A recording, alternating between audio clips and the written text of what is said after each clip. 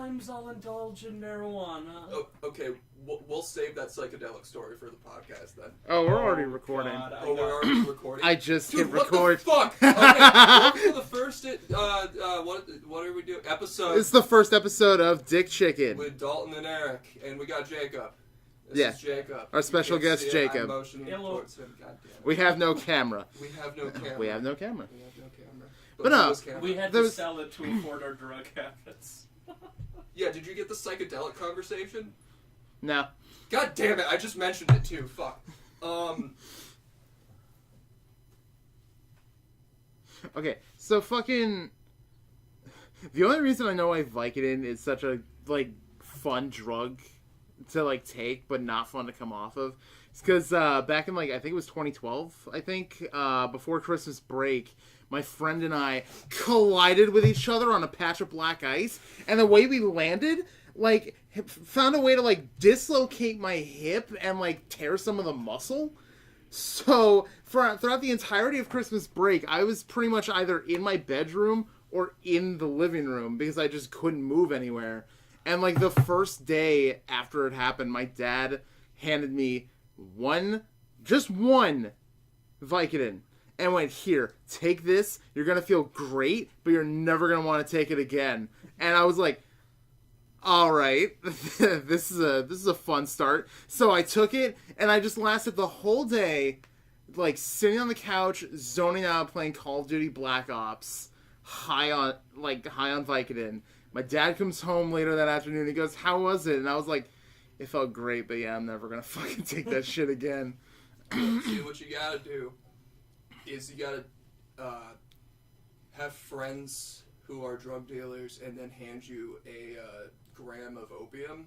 Oh. And then you sit downstairs in your apartment smoking opium hit by hit. Like, you take one hit, you go upstairs, you're like, this is really nice. And then you go downstairs, take a hit, go back upstairs, this is really nice. Like, I don't mind this at all. And then you and your friend a few days later go, you know what, we can take a whole thing of this. And then we smoke a whole bowl, go upstairs, the most ridiculous body high we've ever had in our entire lives, and then 2 hours later we're like, why are we in so much pain? Why does everything suck? Dude, I wish we had more opium. Whoa! Dude, this is dope sick. Fuck, we're never smoking opium again. No shit, it's heroin you put in a bong. On heroin. But why did the caterpillar in Alice in Wonderland make it look like it was so much fun? Because he had a fucking hookah, and hookahs are cool. You know what, that's true. If I you're can't like an complain about that. teenager who just wants to hate yourself, you don't have enough room. You don't have enough room on your arms for scars anymore, so you want to cut your lungs. Takes a barcode scanner to the arms. Wow, this product is useless. Are your jokes funny now? Huh? I Yes. made my arm into a sandwich. Well, I'd like to buy one opium, please. Hello, my good shopkeep. Can I please buy one One ecstasy? I mean, back in the day, that's what Cash you or did. credit? I have a gift card. Yeah, no. Gift card. Like, especially if you were in China. No, if you were a child, you could straight up go to a pharmacist with a little piece of paper that says, I can have heroin, and get heroin. Thanks a lot. Well, they also Bear. used to put Coke in actual Coca-Cola, so, like... It was Wow. such minute amounts. I've never heard of that before. No shit. Fuck you. That's not necessarily true. They put the coca leaves, not refined coke. Which is a huge difference. I mean, it's still cocaine. You're just not, like... It's not refined cocaine. It's not refined Yeah. cocaine. Chewing coca leaves is like chewing caffeine, essentially. The natives in South America did it. They still do. Yeah. It's when you refine it with battery acid that it gets a lot fun. Oh, okay. Wait, cocaine has battery acid in it, according to you. No. Okay. How they extract it from the coca leaves is they put it through an acid wash. Okay. There's no actual battery acid. Okay, good. In the Because final maybe product. that's So, why like, I'm the getting a bunch of bloody noses. leaves, like, what? Like, disintegrate into the acid, and what you're left with is, like, a fine powder of, like, what's left, or... Sorta. It kind of... You gotta strain out the plant material, but then you let the liquid part dry. And then there's this, like... You ever seen salt flats? Yeah. It's kind of like that, and then you ground it up, and then they sell it. Oh shit! So now I know who we're taking with on our South American On our expedition to South America. It's like, hey, we're in South America, and then everyone just dies immediately, and it's just Jacob going like, no, this is how you make cocaine. And then all of the natives are just, why am I referring to them as natives? All of the locals. I do not freebase cocaine. I just don't do it. I Don't do do I it. won't Don't do it do in it a in the church, church. unless it's a sermon I haven't heard before. You know, like I like one of the hymns, but pull out my pipe and I'll pay. So, one time, back to the psychedelic story. All right. Do you frequent acid? Not anymore. Not anymore. Me neither. You keep telling the story. For I'm the gonna read from my purpose of water this- bottle. For the purpose of this podcast, I do not freebase cocaine. So, The law that requires I answer no. yeah, the law requires I answer no. So one time, we decided, because none of us were busy, and it was like, you guys want to do 2 tabs and see what happens? It's like, fuck it, we'll do 2 tabs and see what happens. Fast forward to an hour later, we decided to make chili that day, as you do, because it's winter time and everyone's on acid for some reason. I think you told me this. Oh, I told you this story Yeah. before. No, this is great. This is a great story. And we have a Sharpie and a bunch of food items Oh, Jesus. because we're making chili. So me and my roommate's girlfriend at the time start drawing faces on everything. Like we had a can of beans. All the beans on the can have faces. One has sunglasses because we're creative. Is this the bread story? But where you tape the bread? This is the bread story. Okay. You told me this one. But the internet doesn't know. The internet yet. doesn't know about this wonderful story. So we end up drawing faces on everything. We draw faces on a loaf of bread. The bag, not the whole bread. And then she says, we need to nail this to the wall to ward off our enemies. To which I'm like, fuck yeah, that makes complete sense. We totally have enemies. And my roommate runs out of his room, no shirt, blue short shorts, like, dude, we don't own this place. We can't nail shit to the fucking wall. But we can duct tape it to the ceiling. Cut to him in that same outfit, on a chair, duct taping bread to the ceiling. The window is wide fucking open. To which his cousin comes up the stairs, opens our door, and goes, maybe you should close the fucking blinds before you start aciding everywhere. So we close the blinds, he gets back up on the chair, we duct tape the bread to the ceiling. Now remember, we're making chili on the same table that is below the bread that is on the ceiling. And he starts cutting the sausage for the chili. Cutting the sausage for the chili. Everyone is around the table for some reason. I don't know why. Bread comes off the ceiling, hits him in the face. Knife comes up. Everyone scatters. Nothing happened after that. No one is dead. Well, luckily, yeah. There is a piece of me I have left in that house. Oh. Well, in the span of about 8 minutes, we've all told at least one drug story in some way, so that's a good start. We all have problems. I got one. All right. Okay. So, oh gosh, which one should I tell? Dude, I'm working on a fucking book of all mine. Like, I've got Okay, so the first time I took shrooms. Oh, boy. All right. Let's come out of the gate swinging here. So, I have this friend. All right. Okay? I say friend. His name is Jacob. He's a drug dealer It's not me. that I went to school with. Okay? For legal purposes, I won't say his name. But let's call him Danklin. Danklin's a great name. Danklin. I'm gonna name one of my kids that. No, I'm gonna start. You know Corey Franklin? Let's start calling him Corey Danklin. Do it. Dude, fucking do it. Fucking Corey Danklin. So, this dad's dude was interesting. That's a good way to describe someone. He did nothing but smoke weed in his room, essentially. Right? Alright. So we had free reign. But he's like, dude, we can't do shrooms in our house. Well, let me back up. So I go hang out with him. Yeah. Right. And I'm just buying weed from him. totally not for legal reasons. But so we're sitting there, we're smoking weed, and then he's like, "Yo, I got someone coming over." I'm like, okay, sale? He's like, "Nah, this is the dude I re-up with." Okay. So the dude comes in with like 4 pounds of weed in his backpack. Alright. Okay. He sells Danklin 2 ounces. Then he pulls out a bag of 3 grams of shrooms. And he's like, "Yo, here's what you wanted. I got penis envy." And they look like tiny dicks. The name of the strain is Penis Envy. I shit you not. That's fucking great. Oh man, that sounds amazing. And so we're like, he looks at me and he's like, "You want to do shrooms?" I'm just here to buy weed, man. But I'm suicidal, fucking sure. I have no regard for my Fuck own me up, personal fam. safety. So he's like, "Okay, we can't do shrooms here. My dad'll freak out." I'm like, "Dude, your dad's a bigger druggie than us. Are you sure?" He's like, "Yeah, dude. He just doesn't want psychedelics in the house."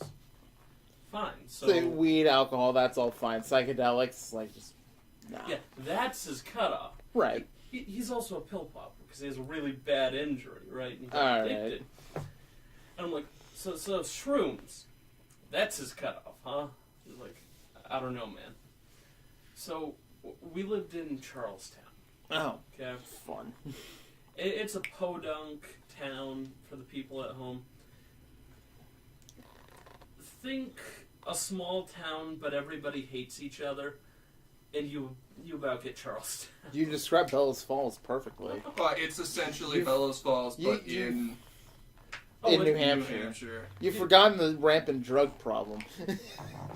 The size of Charlestown is Main Street. Yeah. Bellows Jesus Falls. Christ, that's a tiny town. Right. So we're like, okay, there are sand pits next to the elementary school and public pool. Let's go there and do shroom.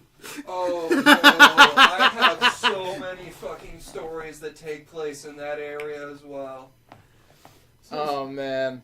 So we hike up this huge mountain there, and we Yeah. sit down, and he decides since he paid for it, he's gonna eat 2 grams. I'm just gonna eat 1 gram.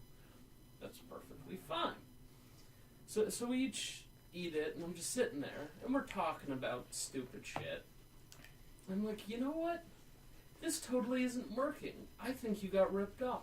And then I looked up. There's another hill going up into some forest areas where we're sitting, and that kind of starts stretching and folding in on itself. Oh. And I'm like, I think it's working. I'm not a scientist, but I But don't I'm pretty think sure that- nature's not supposed to Yeah. do that. Oh man, that's fucking. So then I'm looking out on this huge hill, and everything looks like a movie set, right? It looks so fake. There were colors kind of spinning everywhere. Alright. And I'm like, this is fucking awesome. And I didn't know it at the time, but he had mentioned hearing cars. And he starts freaking out, so I start freaking out. And we have to be like, okay, let's go back to your place and chill out, right? Hopefully they'll wear off by then. Oh, it gets better from here. Oh god. Because now we're walking through Charlestown having a argument about arguments. Because he doesn't believe Occam's razor is an argument, argument. Right. Yes, it is. It's when 2 options exist that are both equally possible, the least complicated one is usually The better solution. right. Right. And so we're fighting like this. People are watching us, staring us down. They know we're completely fucked. We don't care. We think we're being sneaky. It's my favorite part of Like you hallucinogens. think it's just a whole conversation, but it's really just like rambling. It's just Yeah. rampant mumbling, just Do you have the micro USB charger I can hook this up to while I try to figure out what's wrong with it? I might have one in my room. Let me take a look and see if that works. Because it's on 36 and I just want to make sure it's 100 and then I'll keep checking to see what's wrong with it. I was gonna use that for the final story, but my fucking Kindle screen doesn't want to work. Oh no. But continue, sir.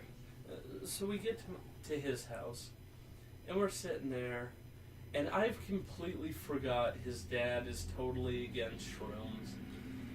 And he's playing Pokemon, right? I think it was Emerald version. You shouldn't play video games while on shrooms. Right? And I'm like, we should listen to music. So I start listening to Modest Mouse. Fucking love that band. And then his dad comes in, and he thinks we've just been smoking weed, and he's like, you high? I'm like, yeah, I'm on shrooms. And he's like, what the fuck? You gotta leave. I'm like, what? And the dude I'm with, he's like, fucking really? Your charger doesn't work? Okay. No, that. I told you not to fucking tell him, and you fucking tell him instantly. I'm like, I forgot. I'm sorry.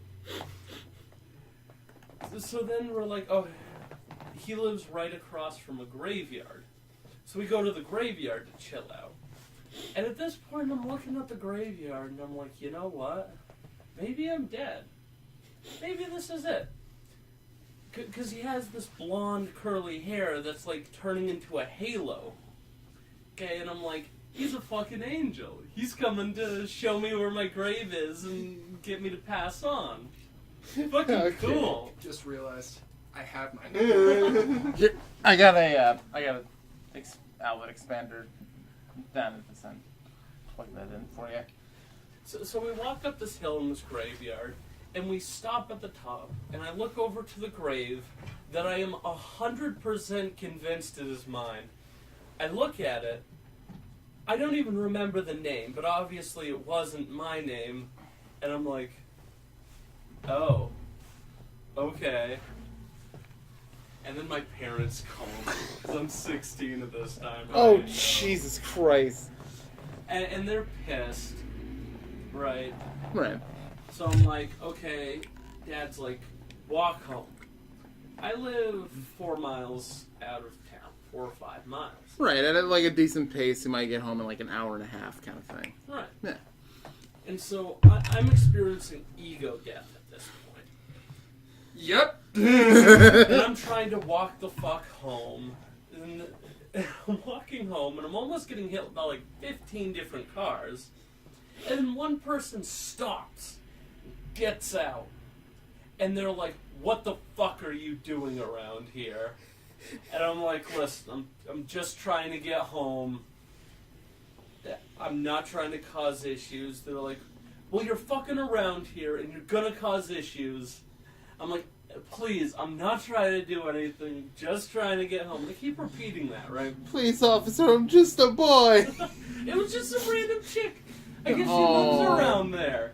Oh, she's one of those people. That's great. Were you actually doing something wrong, or were you just walking around on shrooms? I was just walking home on shrooms.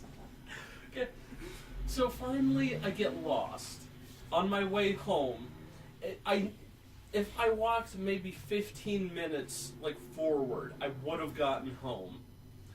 But I'm completely fucked. I think I'm lost and don't know where I am. So I go to this house, and I knock on the door, right? And this little girl, like 5 or 6, opens the door. Oh, no. And I'm like, hey, I'm kind of lost. Can you please get your parents? I need to know where I am. She flips shit. She's like, Dad! Dad! Oh, no. And so they give me the address, and I tell my parents where I am. And I think my sister picks me up, but it's really my brother and my dad.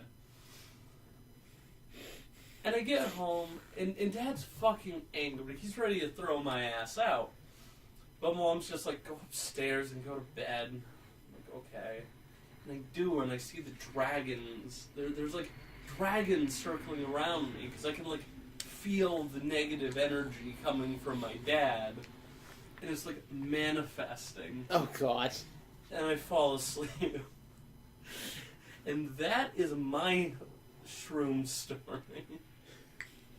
I've heard Dalton's acid stories, and I've heard your shroom stories. Now I know that weed is like the only fucking like drug I ever want in my life. No, dude, it Like, sounds horrible, straight up. but at the time it's like really fun. It really is. It's every time I look back on it, I'm like, that's fucking hilarious.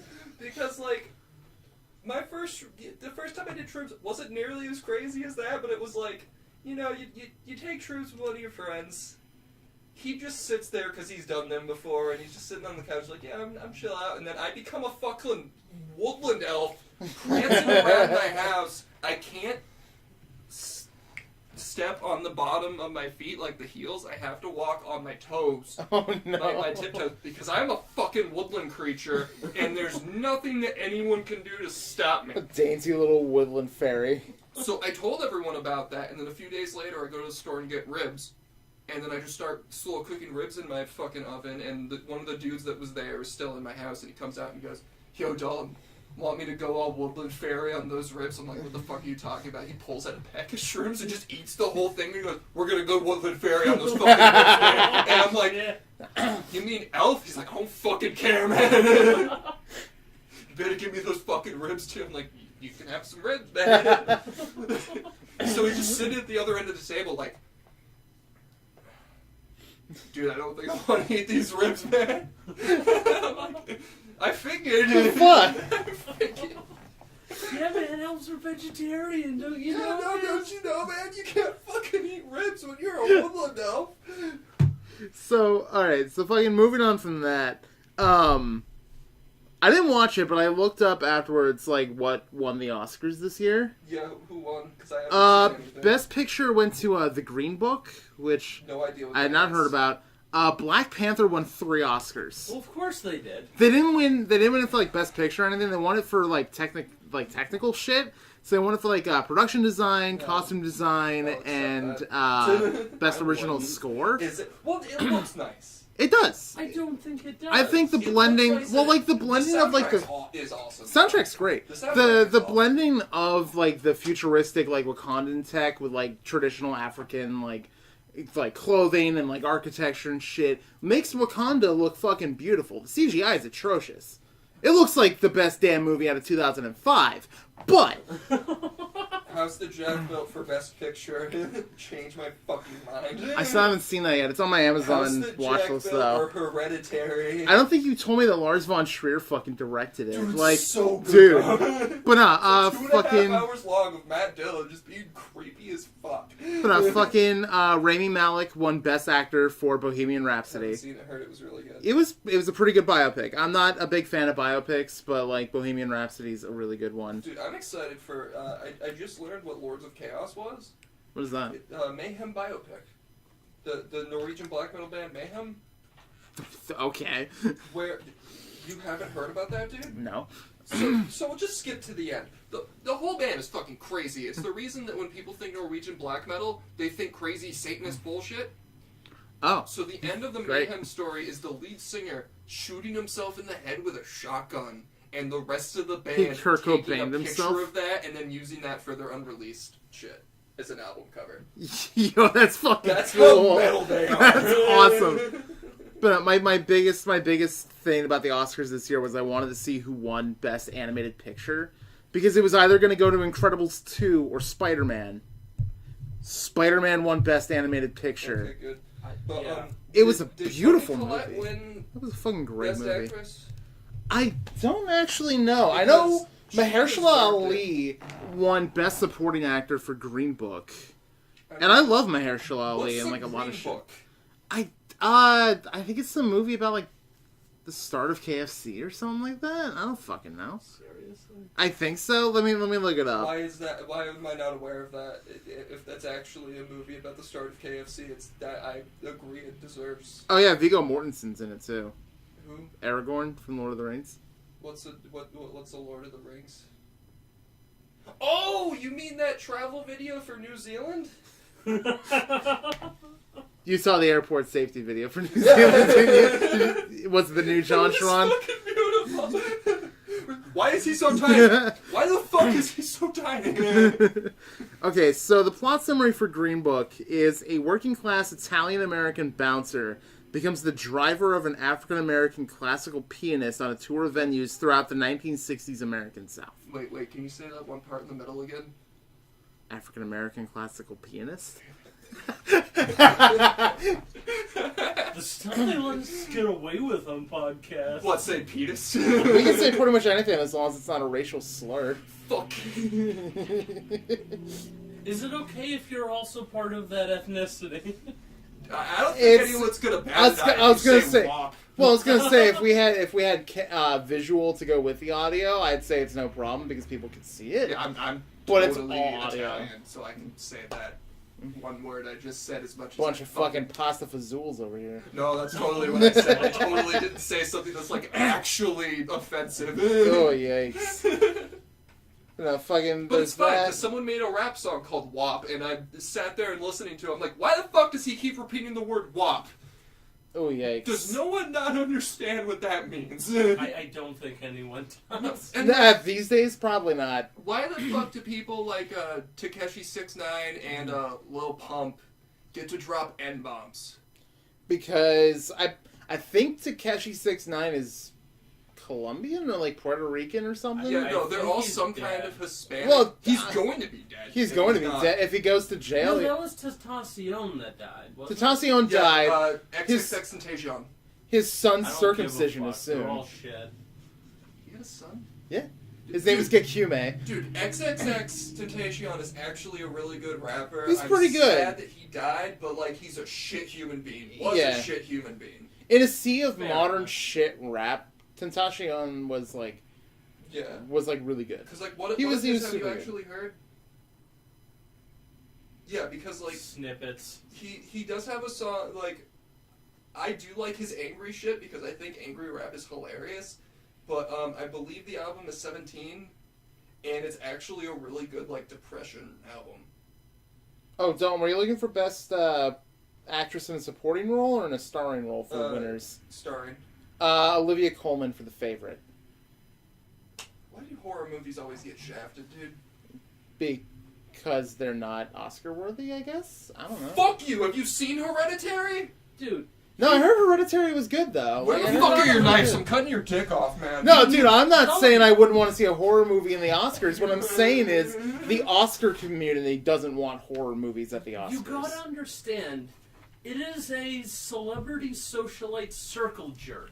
No, That's it's a true. bunch of old men going like, I mean, I guess that one's good. If we Yeah. put Black Panther in, they'll think we like black people, right? Oh, Exactly. My brother, I have a best friend who's black. Black My Klansman best won friend Best has a Adapted best friend Screenplay. who's black. Yeah, no, see, I'm the kind of person... More story time. Okay. So, you know Kendrick. Yeah, You know Brian. maybe. Black Brian? Yeah, Okay. yeah. So, while I was working at the old shop, a bunch of my friends who worked there left and went, yo, we're going to go get Kendrick. We'll bring him back so you can see him. And I'm like, awesome, that's great. And then they leave, and then 2 hours later they come back with Brian, and I'm like, yo, guys, I know they all look the same, but, like, that's the wrong one, dude. And then Brian just looks at them and goes, you say you were bringing Kendrick, man? Shit, we did. He's like, dude, that ain't funny, man. And he gives me a high five, and I'm like, dude, that's awesome. Just the fact. And then, you know the Jamaicans that work for Harlow's? Yeah, they come into Shaw's every once in a while to get Okay, fried Work chicken from the deli. everywhere. Yeah, I know, but this guy... They're mostly from Harlow's. That's where I tend to see them. So, I was working at Leaside, the grocery store, and typically when people say, what aisle are your crackers in, I will stand up and very offendedly say, what the fuck did you just call me? So I hear from behind me, what aisle are your crackers in? I should have known by the accent, Oh. but I get up and go, what did you just call me? And I look around and I go, fuck, and they both start laughing. I was like, oh, that could have ended so much worse. Honestly, speaking of which, the Jamaican dudes come to Shaw's every once in a while to get the fried chicken from our deli. You know, they're fucking cool, dude. They're pretty cool. But they're not my favorite story of customers that I've had to deal with at Shaw's. my best experience so far was the super sweet Chinese couple who came in and barely spoke English. Like they, they were like, full piece fried chicken, and I was like, yeah, sure. Fried chicken. And like it was hard to like communicate between the both of us because I don't speak Chinese and they don't speak a lot of English. So the dude fucking pulls out his phone. And he had, like, some sort of thing on his phone where he would speak into it and it would translate it into English. And I could speak into it and it would translate into Chinese. So we talked back and forth with that, and I got their order for them. And they were just super sweet, like, really polite people. And if they ever come by again, I would love to take their order again. Because they were fucking great. See, I love them. The thing about it is, in China, if you're not polite, you disappear. See, if you have more than 2 kids, you disappear. The thing is, they weren't polite, their phone was polite. Skynet has become self-aware. The singularity, man. We're all dead. He's a skin bandit. Oh, yeah. What the fuck? Wait, what the hell's a skin bandit? That's what I said yesterday. And he was like, dude, I don't know if you guys are skin bandits or something. The fuck's a skin bandit? You mean a body snatcher? Like, is it the same thing? Skin bandit. It's from a game called Kenshi. Oh, I've heard of Kenshi. Yeah, it's a post-apocalyptic society. Okay. You can find these, like, robots with, like, really poorly grafted on, like, skin suits. And they're like, hello, human, would you like to sit down? So they're, like, horrifying post-apocalyptic Terminators. Yeah. And if they, like, beat the shit out of you, they'll put you in this, like, human potato peeler and start ripping your, like, skin and bones off. That sounds cool. I want to play this game now. What can I get this game on now? I have no idea.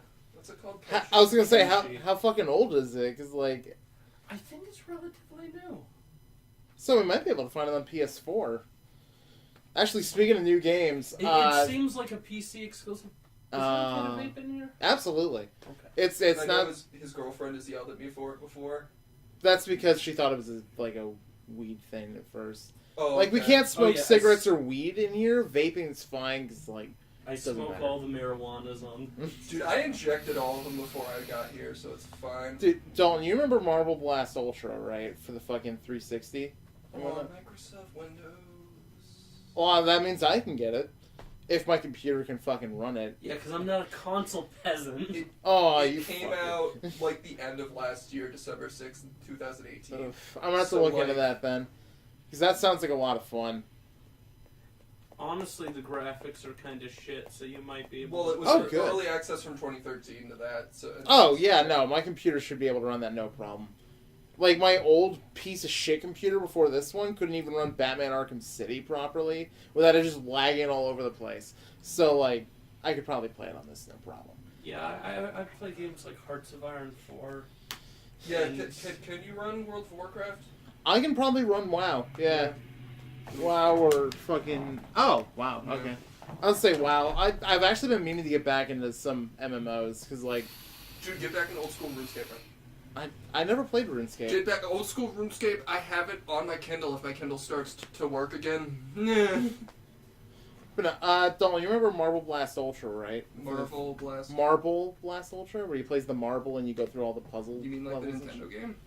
Well, like no. Well, what was the one on the 360? Because there was like a marble game for the Mercury. 360.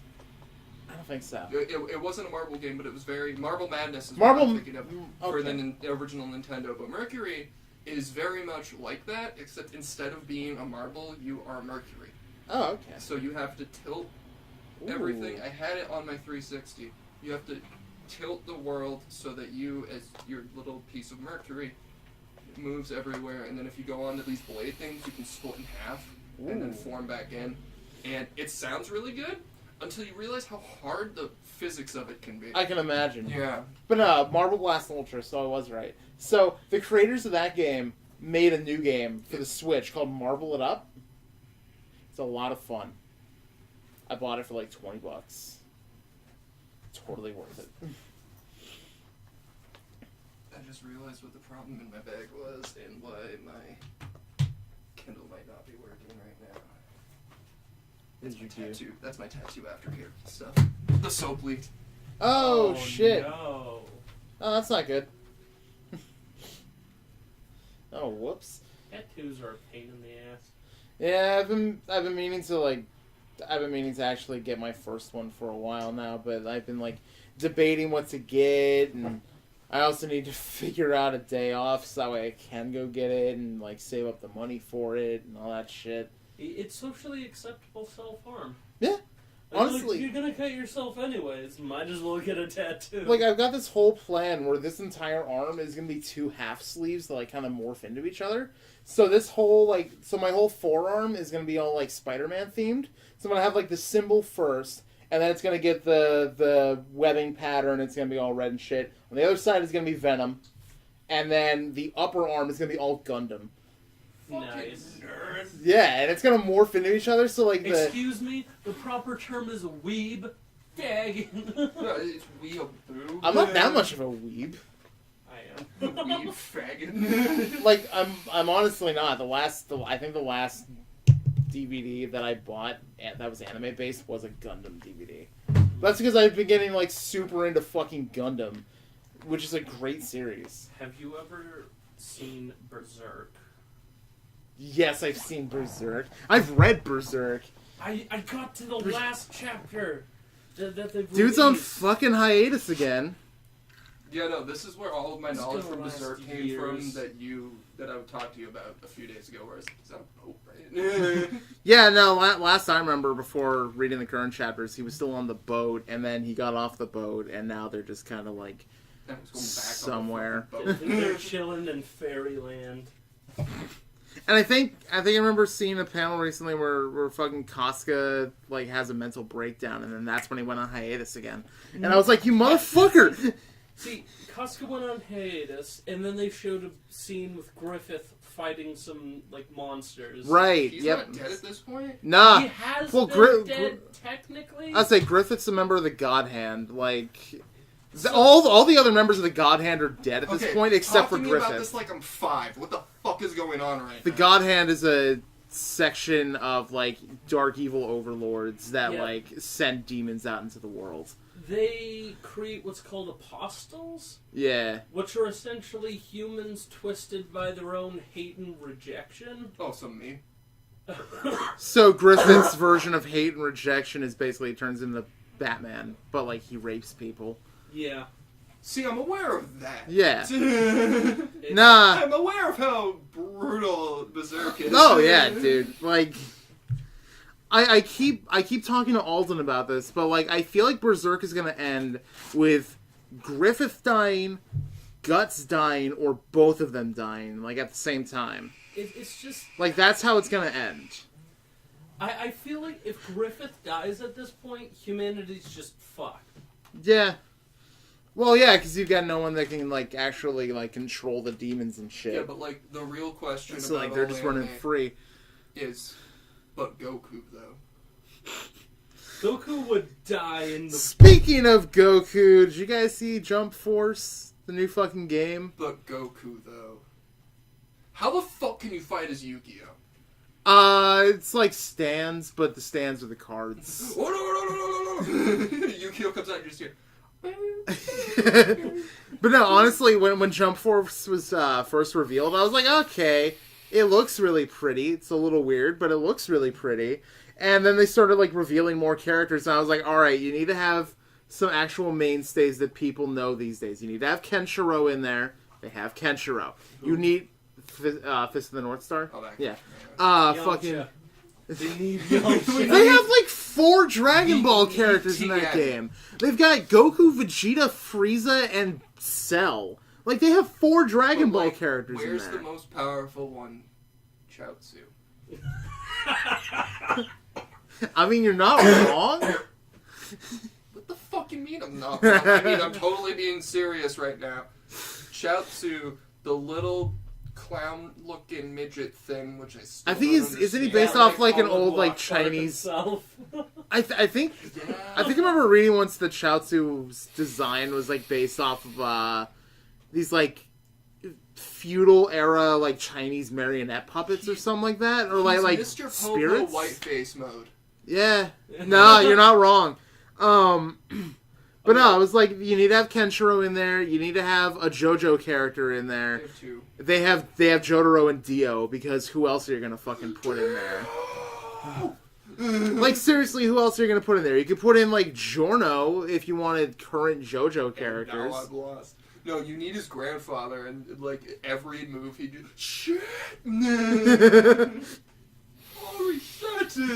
Yeah, no, you need Joseph in there, and, like, you need Johnny Joestar. I just Funny realized Valentine. I can make you guys feel the same way I feel right now. So Gantz, though. Dude, Gantz is awesome. God damn it! You and I have talked about You've Gantz. seen all of it? You've Yes. seen more of it than I have, then. Cause I even saw that really shitty CG movie they have on To ask Netflix. if that was good. Fucking It's it's animated very wonderfully, and it looks fucking Oh yeah, gorgeous. the dog scene. Yeah. The one dog Like- scene. And then in episode 11, where it becomes borderline hentai, dude, Gantz is awesome. Yeah, no, Gantz love fucking Gantz. great.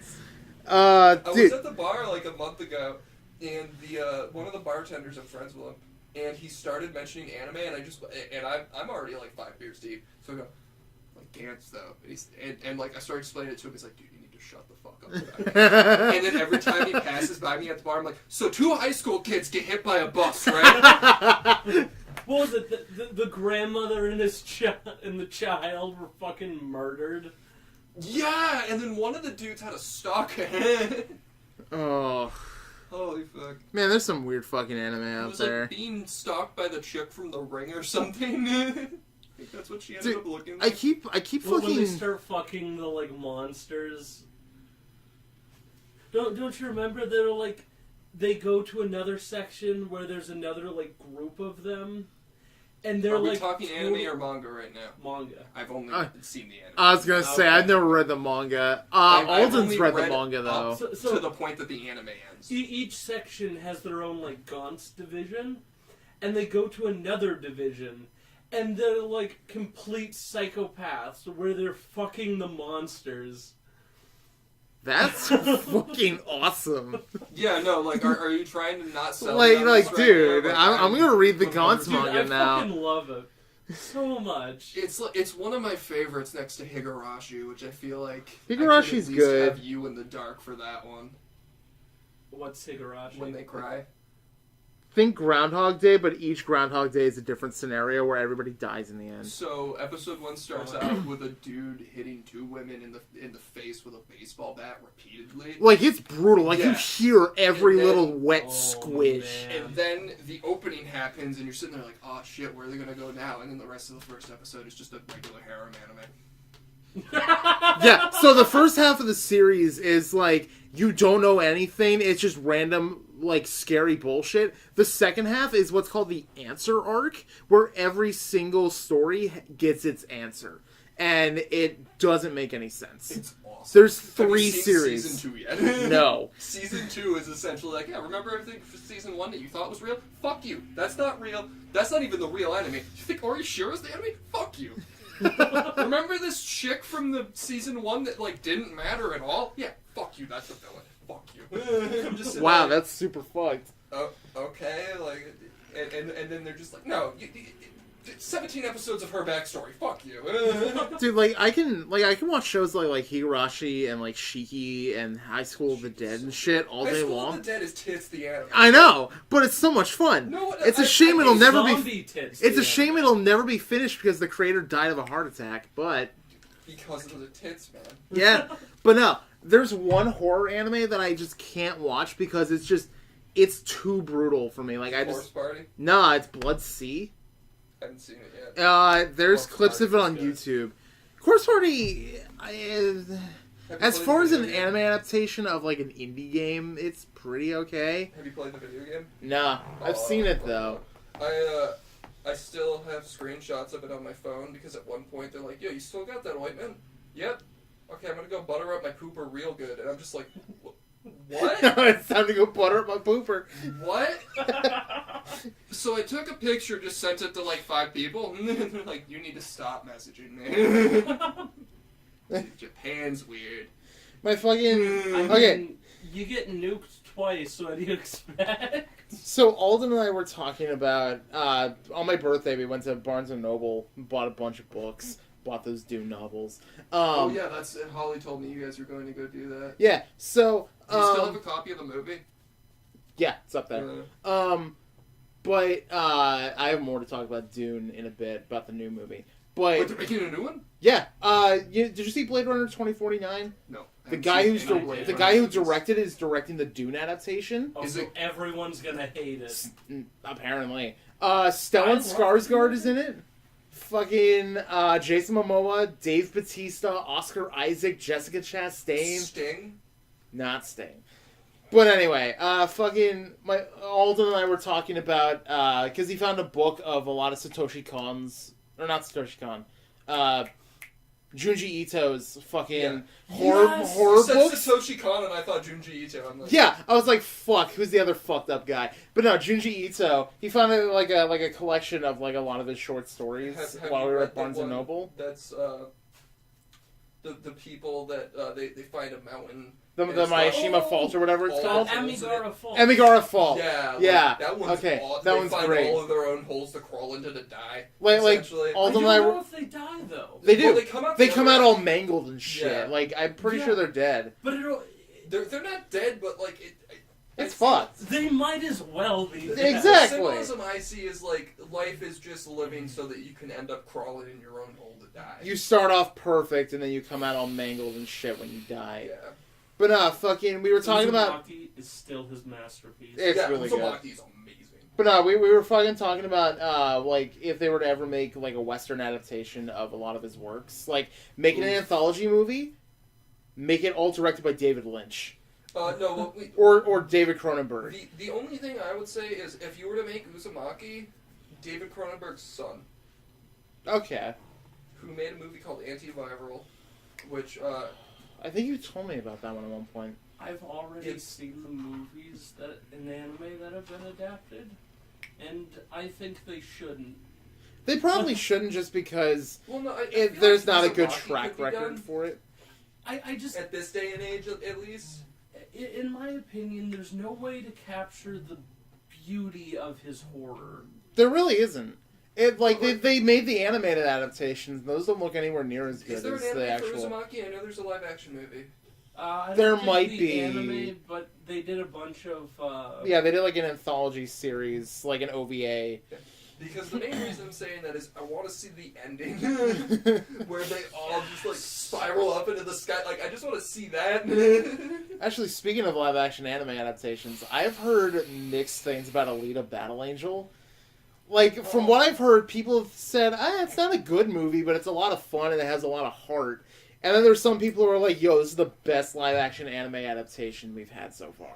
But that's not hard to do. They're all It's garbage. really, especially when you compare, like, Gantz was fun. well, like, when you compare Western, like, specifically Western-made anime adaptations, you've got contenders with Fist of the North Star, Dragon Ball Evolution, and Ghost in the Shell. And Kite.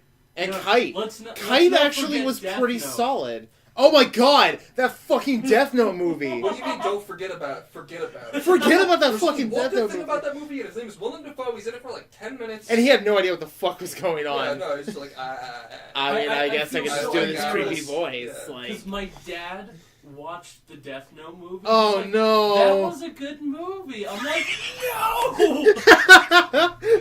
Dude, the live action Japanese Death Note movies were better.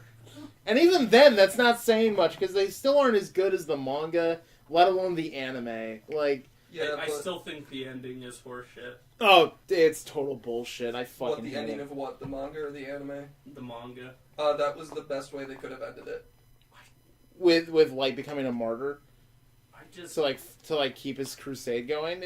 I wouldn't even consider him a martyr. His followers considered him one, but the way I saw it was he does that little, oh yeah, it was me the whole time, and then writes his name in the note, Yeah. and I was like, that's how it should have ended. Yeah. And then the afterwards, like, I'm like, that's how it would have happened, is He would have a the bunch people of, that- like, yeah. cultish zealots. yeah, the people Like- that were for him would do that. Yeah. And would view him as a martyr. Yeah, So, exactly. like, that's how it I would mean, work. let's not Like, talk it's- about the anime. What was it, M or something that replaced L? Nello. Mello and Nello. Mello and Near, I think were their Yeah, names. Mello and Near. Yeah, no, those people fucking sucked. I hated Oh, you Mello mean- and Near.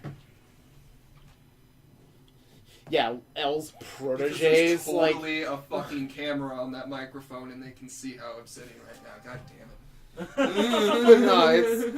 it. the anime is a pretty good adaptation of the manga, but the problem is that they still added a bunch of like kind of random non-essential bullshit. Doesn't just the to, like, anime kinda... also end differently? It ends a little differently. It doesn't end with the massive cultish zealots. It ends with Light dying on a staircase because he like bled out from his wounds or something. Yeah, because he totally wouldn't have noticed that they swapped his death note. Yeah, no, not at all. No, he wouldn't have. Dude, okay. So... I feel like his soul is connected to the death note. Yeah, probably. Okay. Unpopular opinion time.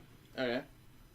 I actually kind of enjoy Dragon Ball Evolution. No, it's a fun, shitty movie. It's like, absolute garbage. dude, I own it. But I've Like, seen it it's like up there 5 times, and every time I'm just like...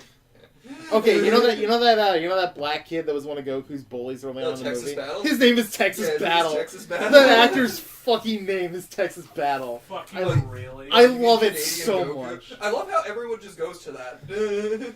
Justin Chatwin was not a good choice for Goku. He's good in Shameless, though. Have you seen Shameless? Yeah, who's UK or He was American version? The American one. Ew. Yeah, it's still not as great as the UK one, but I it's hate pretty the UK solid. But, yeah, that's fair. Oh fuck, what's that dude's name that I'm gonna do? William H. Macy is William H. Macy's great. fucking amazing. Justin Chatwin and Emmy Rossum are both really good in the American one. Which one's Justin Chatwin? He's the fucking boyfriend early on for Emmy Rossum's character. Yeah, they're both in Dragon Ball Evolution. They play Goku and Bulma. It's fucking weird. Wait. They were Goku and Bulma in Dragon Ball Evolution, and then their boyfriend and girlfriend in Shameless. Yeah. That's hilarious. Isn't that great? I love it. But no, I've been meaning to check out the live-action Ghost in the Shell for a while, because I love Ghost in the Shell. I heard it was okay. I've heard it's a pretty good adaptation of the original movie, which I in of itself is a really good adaptation of the manga. I But just that's a whole other remember thing. the shitstorm they got for Scarlett Johansson playing Yeah. Makoto. Like, I think they only refer to her as the Major or Major Kusanagi or something like that in the live-action movie.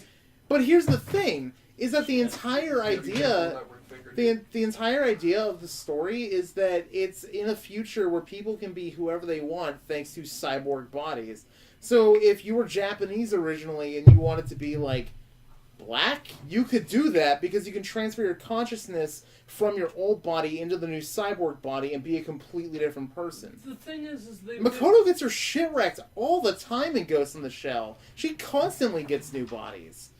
Who knows who she was originally?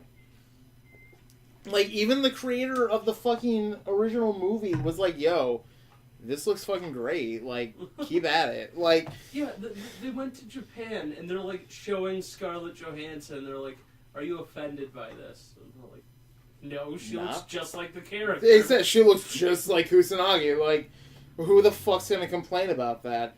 Except for massive weebs who want Japanese main characters. I don't even think it was the weebs though. It was the people who were trying to get good boy points. Probably, yeah. Here's the thing, though. point. There are certain anime I feel like they could adapt in a Western audience that would make sense. Like, Full Metal Alchemist takes place in, like, an alternate universe Germany. Yeah. That makes sense. You could do that. Cowboy Bebop. Turn that into a live-action TV series. That'd be They're great. doing that. Netflix is doing that. Neon Genesis Evangelion. Fuck it. Do it. Michael Bay. Michael Bay. Get Michael Bay to do No, it. he's doing I will flock to that fucking theater. He's doing it. Is he really? Yeah. Oh, shit. Kill me now. Yeah, we're all gonna die. I mean, first you got James Cameron and Robert Rodriguez making Alita Battle Angel. See, I don't want to see that movie for one thing and one thing alone. Is it the eyes? Yeah. It's the fucking eye. I saw the first trailer, I'm like, oh, this looks pretty, and then she shows up and I'm like, ah! Oh, hey, Christoph Waltz! Ah! Ah! Oh, hey, Jennifer Connelly! Ah! No, Alita Battle Angel looks like a lot of fun. And then I I read kinda wanna see volume that. 1 of the manga of that, and I was like, this is a really good story. And then the trailer came out, and I was like, oh, hey, this Oh, wow, so they're adapting it pretty well. Oh, fucking... Oh, man. Nah, that's gonna be a fun time if they ever get that Evangelion movie off the ground. Yo, you guys want to go see Alita in theaters and then just... Dude, yeah, every time she shows up. absolutely. Fucking, In the back of the what theater, else? like... Oh! Did you see the trailer for Detective Pikachu, the newest one? I'm not. Oh god, the four. Oh, it looks so much Not fun! doing it. Oh my god. No, Not doing okay. it. Refusing. No, okay. At first I thought it was just gonna be some kid-friendly, like, crime noir, kind of like the game was. But nah, it's a straight-up action movie. And there's this great part in the trailer where Mewtwo explodes a Pokéfloat and just bursts onto the scene in a fireball. And it's the coolest fucking thing. Okay, I'll watch the new trailer and hopefully...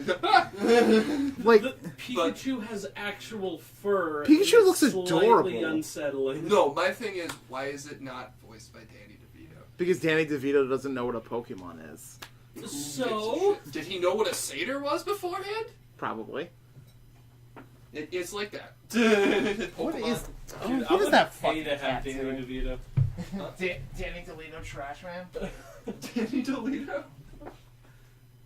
I'm the trash man. I'm the trash man. Use the trash to plug up the wound. And then But I started eating the garbage. Okay, I would pay Danny DeVito to go through and do so many fucking audiobooks. I would pay him to be my dad.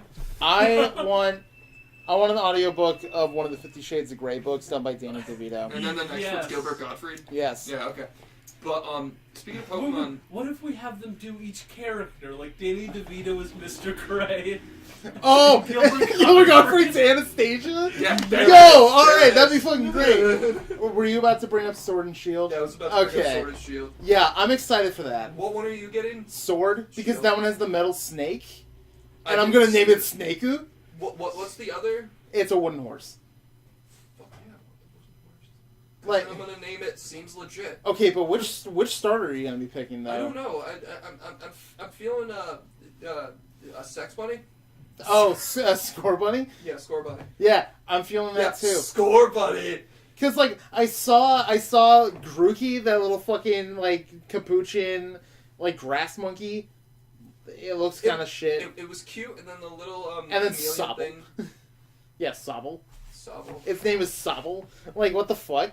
Yeah, but like just expect when I come over to your house after that comes out, I'm like, yo, dude, my sex bunny. There's already fan art, dude. Of course there, dude. There's already fan art of the girl No. character. Yeah, there's Of already course there fan art. is. Like Rule the trailer came 34. out. Not even 2 hours later, there's like a shit ton of fan art now. And It's there's fucking probably crazy. At least 5 where she has a penis. Yeah, probably. Yeah. Naturally. Just look on Rule 34. I'm sure that's there somewhere. I'll fucking do it. Dude, I'm not gonna do it. fucking do it. Have you heard of the Rule 34 score? Is how many... the score is how many search results you get by looking something up on Rule 34. Well, don't look up anything that isn't anime because odds are it's gonna be a low result. Like if you look up like a comic book company, just like any basic comic book, like if you look up Marvel, I'm sure it's gonna have like some of the lowest results on that site. You would be surprised. You I would bet I very would be surprised. actually. Spider-Gwen? I'm sure there's millions of results. Are you saying you wouldn't fuck Spider-Gwen? Because I would. I don't like my dick getting covered in ink. Someone already made one for the logo. One of my coworkers and I actually had this like really long discussion about like which of the Marvel superheroes would be like the kinkiest lover, but also like which one would be the most sensual. Because I feel like when you got people like Mr. Fantastic who could become his own sex swing, and fucking Spider-Man who could fuck you on the ceiling, that's pretty kinky. But then you've got Daredevil, who's blind. Like he I feel would be like the most sensual See, lover, that's a fetish in because and of itself. he would just like feel every bit of you. And So like, yeah, there's already one for all of the starters. yeah, that Of course makes there sense. is. And- Why and- does the water one have big fucking tits? Because Why do any of them have tits? They're and asexual. then hey, guess what? Oh, God. That's the bunny with a penis. Oh, there we go! There it is. Oh, fuck me, of course. I fucking called it. Why am I still looking at this? Why? Why are you? Like... It's like a train wreck. Oh, and then You the can't bunny, take- and then the bunny's fucking the water thing while it's in its camouflage. Yeah, that state. sounds about Yeah, right. so there you go. Actually, you know what? You know what? This is literal cancer. Dude, it's fine. My stepdad died of that. I can talk about it. Here's a genuine question Oh, I do dude. have about what's going on. His tentacle, his panties falling off. Ah, stop! Stop! The Oh panties falling God! off. Why does it have to be drawn like a 12-year-old? It's fine. It's And then- fine. and You then can just her say face- she's legal. And then her face is like, you asked why I had giant tits, huh? No. Yeah, Oh. you did. Yeah, see, that's what I mean. They've already made Rule 34 of the fucking main Okay. chick. Now you have to look up Marvel. Yeah, no, look Dude, up I look could up the do Marvel this all shit. Fucking day, man. I'm sure you'll find some of Shadman's stuff on there because he just did a pinup of Dude. Gwen. I love Shadman because I found him for his non-porn shit. His where he's porn drawing, shit's weird. His porn shit's weird. Like, he draws the one with, like, Mario as a Nazi, Yeah. and I think that's fucking hilarious. Well, like Is that. it this one? No. But that is very well drawn. Yeah, that is I'm not very gonna well lie. done. But no, like, His art changed my mind. Yeah, It's but what called about hentai, Spider-Man and it's choking art. on Deadpool's cock, though? Like, ah! It's See, all you gotta do is just pan the camera down, and then all of a sudden, scabby penis. Yeah. Yeah. Yeah. Or Like, no, maybe- Deadpool would be a really gross character to fuck. The Thing would be a gross character to fuck, because he's got a rock dick. Like, Some people are into that. actually, I did find out this little fact recently that apparently, one of the companies in the Marvel Universe, I think it might have been like Alchemax that or one? Roxxon or something. What? No, but that one's not bad either. But, That looks like in case. dude, just go on Find a Shadbase. It's porn on there. artist. Just Don't go. go to Shadbase. Don't go to Shadbase. But like, well, then you got that one too, which is also weirdly. It looks like an IMVU character. well, it's Jean. It's Jean Grey. But fucking no, what was it? What was I about to say? There's this company in the Marvel Universe. I think it's like Alchemax or Roxxon or something. That created a serum that the Thing can take, where he becomes human for a day. Like, it negates his powers and he becomes human again. He got married in the comics recently. He got married to his like longtime girlfriend, the blind chick. And I think it was like the third issue of their new Fantastic Four run that I think is being written by Brian Michael Bendis. As long as they stop the movies, I'm fine. I wouldn't mind a Fantastic Four movie as long as it's good. Yeah, but their last try, Fan Four Stick. Ugh. Fan Four Stick. I didn't even see it, honestly. I saw clips of it and I was like, oh, the Thing looks cool. Why is the Human Torch black? Like, I saw it in it was a double feature. that one. Yeah. Oh yeah, that's so- Shadman. Yay, Shadman. He has an archive where you can look Gross at his pervert. non-porn stuff. His And I non-porn stuff is recommend pretty it. good. I love all the Some of it's a little dark.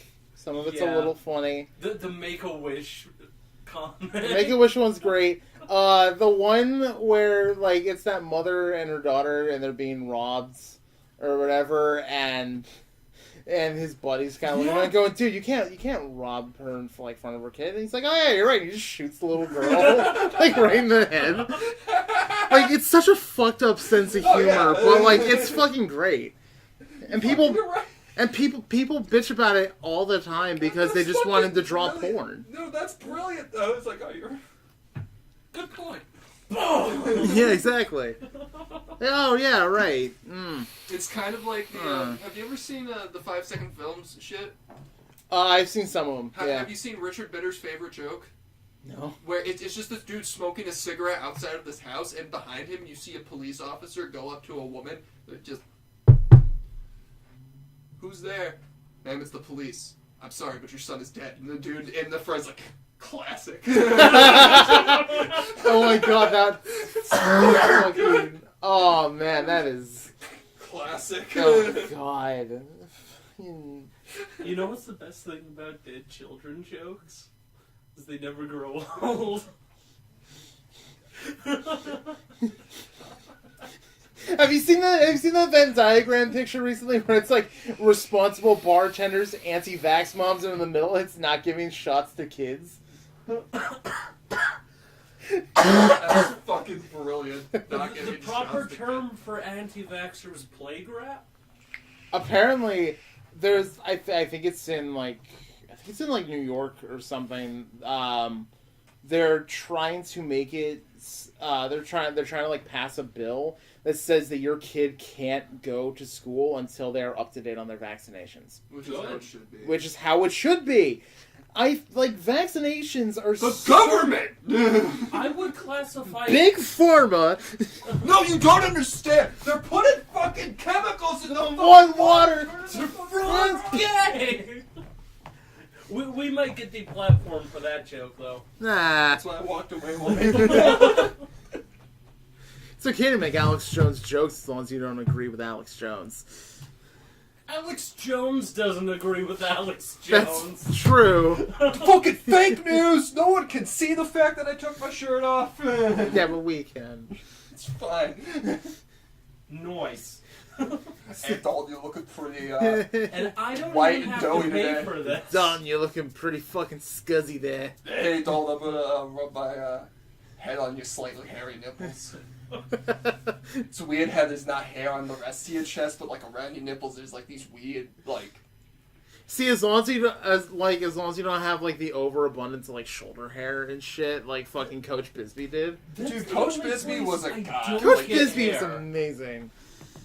Like, Girls dream of bench pressing their own way. I am a fucking gorilla, except on my shoulders. Like I have like a nice like patch of stomach hair, and then I've got a nice patch of chest hair, Like, and then like all right I here in the have? middle, there's fucking nothing. Like there's patch of like belly hair, patch of chest hair, bare ass skin, and then like on my back I have like this like fucking belt of hair like across like the end of my back. Welcome to Haircast. Where we talk about our hair problems. So, like... Next week we'll talk about manscaping. I finally started. Dude, I'll start talking about it right now. It's about... I finally started growing the rest of my beard. Like I have the little like connector piece now here, but like not here. Like it's a pain in the ass. I fucking hate it. If I could actually grow facial hair. One time, You can grow a decent like 5 o'clock shadow, but it Okay. looks kind of scuzzy. mixing drug stories with facial hair. Oh, One time I wanted to get a ride all right, to go get weed, right? Because I was out.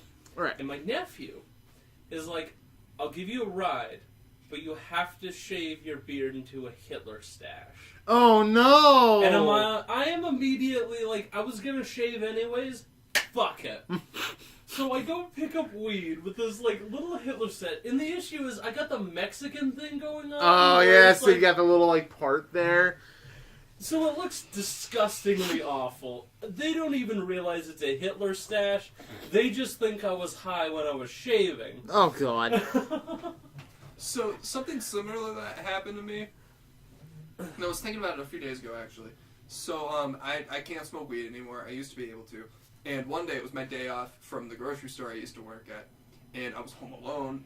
And I was going through the cabinets to see what we had for chocolate. And all we had was chocolate powder to make hot chocolate with. So I open it up, because I can't tell if it's powder or the sauce. And I open it up, and I do one of these, and then I hit it, and then it goes up all over my face. And apparently I forgot about that. So I go to the grocery store, high as fuck, not realizing I have chocolate powder all over my face, and everyone's laughing at me, but I'm high as shit, and I'm like, yeah. Yeah, dude, yeah. Hey, man, how's it going? And then I leave, and I take a shower, and I didn't realize anything had happened. And I come back the next day, and one of my coworkers is like, what the fuck was up with you yesterday? I'm like, what are you talking about? Like, I was just high. They were like, you were covered in, like, dirt or something. And then everything comes flooding back to me, and I'm like, oh, shit. It was chocolate powder, and everyone was like... I'll say What? I've got a story about beards and heavy metal. And not drugs, but I wish there were drugs. Yeah, dude, it's heavy metal. So, There's drugs. alright, so, fucking, like, 5 or 6 years ago, my mom, her boyfriend, my friend, and I go see Psycho Stick. Yep, I already know where this is. Psycho Stick, wasn't, like, the headliner. The headliner was Dog Fashion Disco, which is another great fucking band. But, like, it was, like, this whole, like, set list full of, like, metal artists that would come in. And, like, the Bunny the Bear was there. Yeah, they were fucking great. But they had an actual, like, black, like, death metal group there called Satan Palace. Oh, was that the dude? With The lead singer of this fucking group is, like, a massive man. He's, like, easily pushing between somewhere like 350 and 400 pounds. He's, like, 5'8". He's an intimidating looking dude. And, like, he's got pure black hair. And the first thing that caught my eye was his beard, because he had like a full like chin strap thing going on, but like on his mustache part, he had like a fucking Fu Manchu growing like on the edges of it, and in the middle was a fucking Hitler stash. And after their set list was done, I looked at my mother and I was like, "That's the kind of metal group parents were afraid of back when you were a kid, huh?" And she's like, "Yep." That's exactly the kind of now group. it's a joke. And now it's a joke. Now it's a fucking joke. But no, they were like my least favorite band that was there. I'm just not into death metal. No, you should have been there Yeah, for... but no one likes the opening band. I think they were like the second band actually. Fucking fight me. No, Actually, I'm no, looking at you I went to because go of see that song you said. Okay. The opening band. Last May, I went to go see. Oh, you don't know about? I don't know how, but they found me. Because of him. Yeah. That was Okay. this reference. So last May, for one of my mom's friend's birthday, we went to go down to Boston to go see Bayside, who was also touring with Newfound Glory, and their opening band was the Movie Life, and I had never heard of the Movie Life before. They were like surprisingly decent. I think they were pretty good. See, the show you missed was Bayside and Say Anything that they went to, that they told me they had a spare ticket to the day before they went, and I was like, fuck all of you. Say Anything is like one of my favorite bands ever. God, Bayside Say Anything sounds amazing. See, I don't like Bayside that much, but I've heard that he's a very good performer. He is. They have a very good energy when they're on stage. The problem is, like, I loved that show. The problem is hearing 3 like alternative punk bands in a row, like, fucking fucked with my ears. So when Newfound Glory came on about halfway through their set, all I heard was white noise the entire time. Yeah, and he because it's sounded like Newfound Glory. and he sounded like a chipmunk. Again, And I love Newfound Glory, which was a problem. So that is a problem. I thought maybe if I went to the bathroom and like just kind of sat in there for a few minutes with like the music kind of blaring outside of it, like my ears would be fine. I could go back in there. So I went to the bathroom. And before I even left, there was a dude having a fucking seizure in the bathroom. And, like, I had to step over his body to get out while the paramedics were, like, trying to help Okay, him. for a second I was like, were there paramedics there? Yeah, there were paramedics on the scene, like, already because they figured something like that was going to happen. Drugs are bad, kids. Drugs are bad. But no, this dude was having a fucking... like, I love how we go seizure. from, so this is my drug story. Don't do drugs, kids. Well, you gotta say it for legal reasons. We have to do it recreationally and do it with people who are experienced in it. Or do acid with the worst person to do acid with while they're sober, and you kick their ass at Marvel vs. Capcom 4. And then we watch Paprika. That was a horrible idea. No one warned me that there's a pseudo-rape scene in that movie. We made it halfway through the movie, and he's like, wow. He's like, wow, that was a really good movie. It must be almost done, right? And I paused it. I was like, dude, there's another half. And he's like, what? What? And then, We're at the point where it's like this whole fucking parade, and I'm like, oh, this is the climax, right? Nope. it's like, nah, man. That's the halfway And point. then, He's have you like, seen what? Paprika? No. There's a scene where you think a sex scene is about to happen. Okay, so and then he Satoshi takes Kon. his hand and just shoves it into her and unzips her, and I'm just thinking like, whoa! Okay, so Satoshi Kon. You know who It's, like, Satoshi Kon is, super right? sexual. Have you Perfect seen Blue, Paranoia Agent. Paranoia Agent? Oh, Put your dude. hand out like this. Dude. Fucking watch Paranoia Agent. One of my friends just saw Paranoia Loved Agent. I think it was Alden. And Good. he fucking loved it. It's so good. It's really good. It's so good. Satoshi Kon's great with making movies and TV shows that make you Have you think. seen Black Swan? Yeah. You've seen Imagine- Perfect Blue. Yeah, Really? Yeah. basically. It's like shot for shot the same. Except that it has better actors than Natalie Portman. So Like Yeah, but Perfect that's Blue not is hard. I mean, you're Speaking you're not of wrong. Black Swan- So Black Swan is one of the few movies I watched 3 times in one day.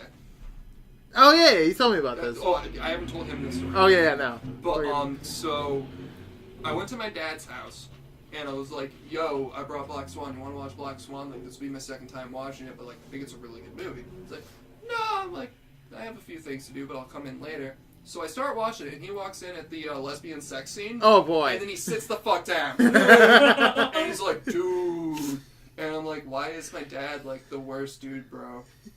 And then the whole movie plays out. And he's like, "You need to start that over again, man."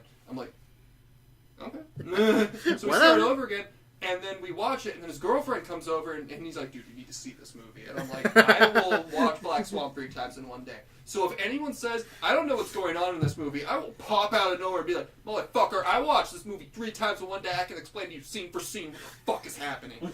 Actually, I convinced one of my coworkers recently to check out Mother when she gets the chance. I think she's going to today. I think today's her day off. I was like, so Does she watch fucked up films? Sometimes. What you need to do is, if she comes to you at work tomorrow, apologize. No, she was like, "What's Mother about?" And I was like, "So have you read the Bible?" So, like, Javier Bardem is God. I know there's not that much suspension of disbelief you need for that, but he is. And, I mean,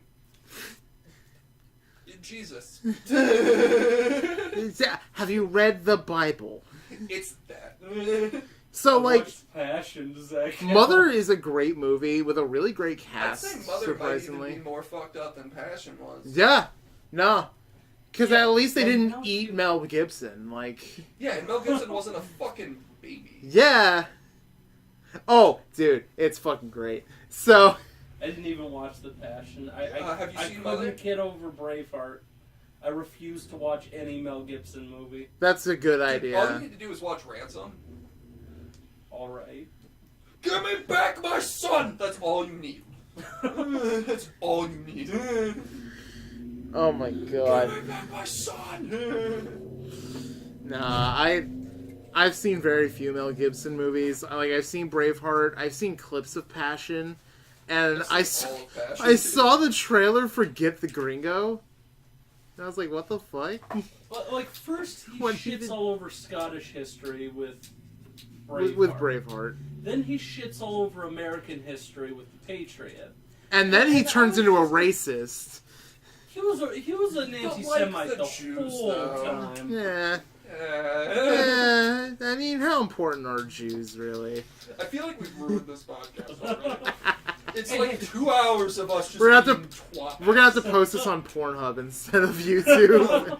YouTube, because I've heard worse things on YouTube. Dude, That's last fair. podcast of the left is on YouTube, and They've managed to stick around for over 300 episodes. Yeah, like, and one of their main bits is one of them speaks like an Asian man, and they call him Mr. Hong Kong Henry Zabrowski. So, like, they'll say that, and then you just hear, "Whoa!" Like, it's not... oh, that's If this terrible. is going on YouTube, can we talk about how much Susan was Jisky as a cunt? Who the fuck's Susan Lajewski? She's the CEO of YouTube. The fuck her? Oh yeah, no, what the fuck? Yeah. Dude, YouTube's algorithm is shit anyway. We're gonna be buried under the amount of podcasts that are on here. It's just about. Yeah, but I took my shirt off. Wait, they can't see that. Yeah, they can't see They that. can't see that. Literally, the only thing we have to go by as far as how people would check us out is the name. Like, Yeah, Dick Chicken. Dick Chicken's- Two stick figures running at each other with stick dicks. I was gonna add speed lines to the drawing, but that would have been like way too many lines. I like when you told me you were like I did something and I'm like, oh, I got Holly to do something. No, it's stick figures with dicks. It's fucking beautiful. Now, if Holly had drawn it, she would have put like a lot of effort into those Yeah, no, dicks. like that's what I was thinking. It was like we need like She probably would have used overly my veiny. like she probably would have used my dick to model No, those you dicks. need to be able to see them. Look here, motherfucker. Well, I can do this podcast without you. I can do this without you. I can just sit here and talk to myself for 2 hours. I don't need to be clarity like Jacob. I can just invite him back and tell you to fuck up. I mean, I could. Just go into my room and cry. Ooh, I'm actually Tyrion. That's called acting, motherfucker. You're a better actor than I am.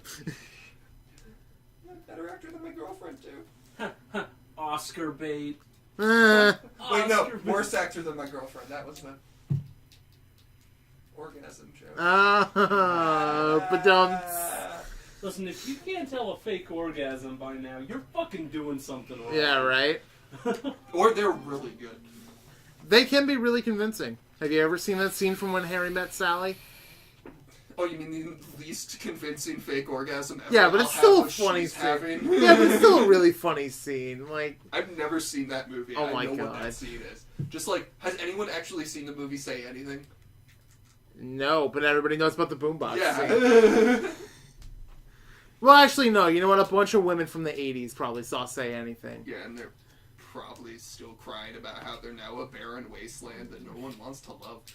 They were going to shake their ass on the hood of Whitesnake's car.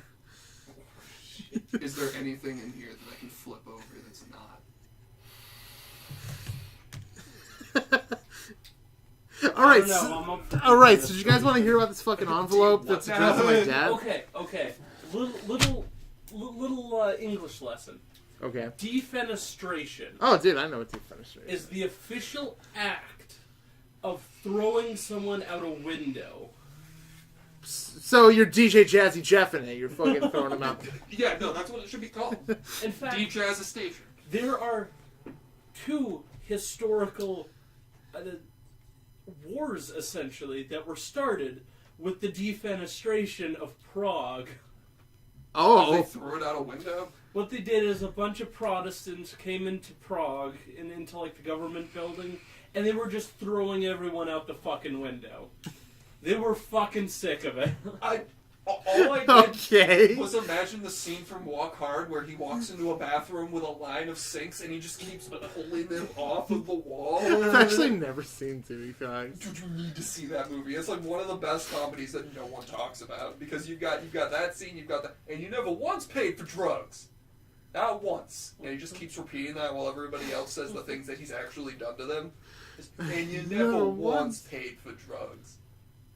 Not once. Honestly, I think the most recent movie I've seen, they have Casino Royale on Netflix. So I've seen the last 2 Daniel Craig Bond films. I haven't seen the first 2. So when they had Casino Royale on there, I was like, fuck it, I got nothing better to do tonight. So I watched it, and it's a really good movie. It's not like a die-hard, like, hardcore action flick. It's more of a spy film. Like, it's more of like a James Bond movie? like how a James Bond movie should be. But, like, I feel like Spectre was kind of shit. Spectre was shit. Skyfall is the best out of those 4 movies, and I haven't even seen Quantum of Solace. I heard that one was the worst. But, like, Yeah, but, like I the still games for respectfully Goldfinger. say that Spectre is the worst. absolutely. Well, you didn't have Dame Judi Dench as M. You had fucking Ray Fiennes, which is fine. Ray Fiennes is great. I love him. They also suffered from Loved him in Red Dragon. Spider-Man 3-ism. Too many villains, not enough plot to help it. Yeah. See, what I was thinking Yeah. was Daniel Craig starts dancing while he's emo. Speaking of emo dance scenes, there's a reference to that in Into the Spider-Verse. Of course there is. It's I still fucking need to great. See that movie. But, like to I me... will watch it on one condition. Yo. House the Jacks, I will fucking watch it. Okay. I'll do that. I'll, like... Doesn't matter to me. I'm probably gonna end up watching Into the Spider-Verse anyway because my girlfriend's a huge Spider-Man fan. No, it's a really, really good animated film with a great soundtrack, great animation, Yeah, an I've seen amazing design. Like, my favorite part of that whole movie is the design of everything, because, like, each spider person looks different ever so slightly until you get to Penny and Spider-Ham. Oh, you mean like the picture that I found where all their dicks look different? Yeah. Yeah.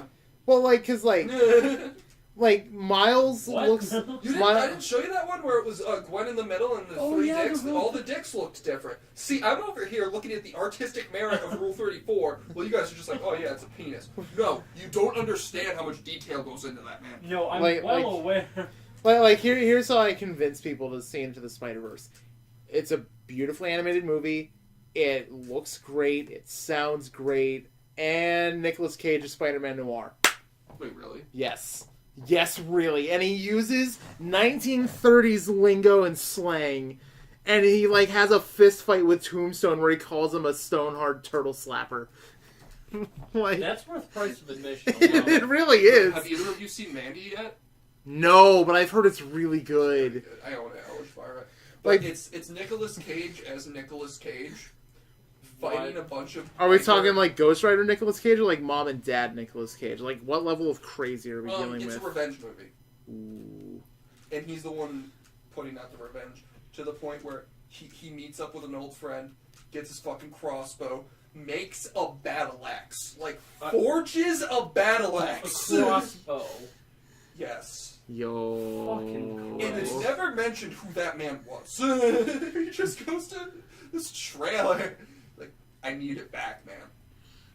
Well, it's right there where you left it. The fact that he just gives a crossbow to someone. Yeah, no, like, I don't understand anything in the movie. Like, and then the people he's fighting against is a bunch of, like, cultists with acid. They got the acid from Cenobites on motorcycles. What the fuck? This whole movie sounds like an acid trip. It is. It's pretty much an acid. That sounds Cenobites amazing. on motorcycles. Cenobites Card on games motorcycles! on motorcycles. Yeah, that sounds fucking great. Well, card games on motorcycles. Okay, speaking of Yu-Gi-Oh! God damn it. Yeah, we're going off on all the tangents I today. told you tangent pass.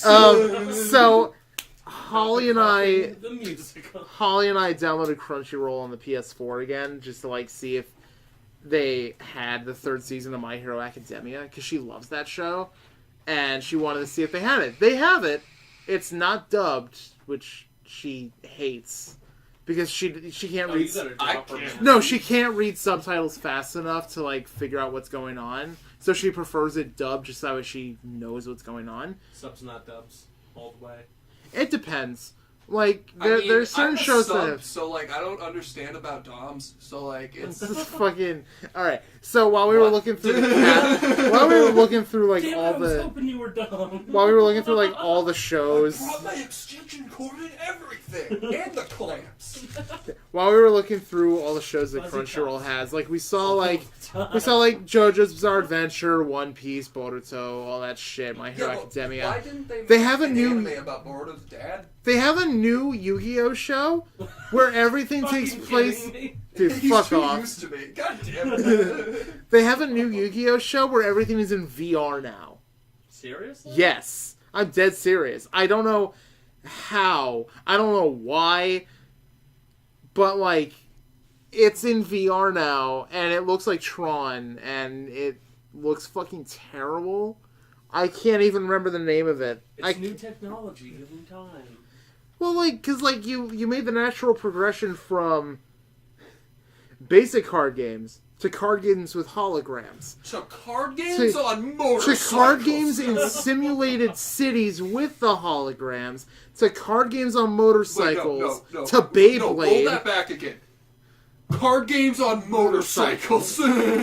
Still really cool, honestly. Well, if you have that fucking, like, arm deck thing, it's One of my easy. friends had 2 of those when I was living in Georgia. Oh my Like, when I was a God. little kid, he called me up one day and was like, yo, I got those new Yu-Gi-Oh! Dual Disc things. You want to come try them out? And I was like, fuck yeah, I'll bring my deck.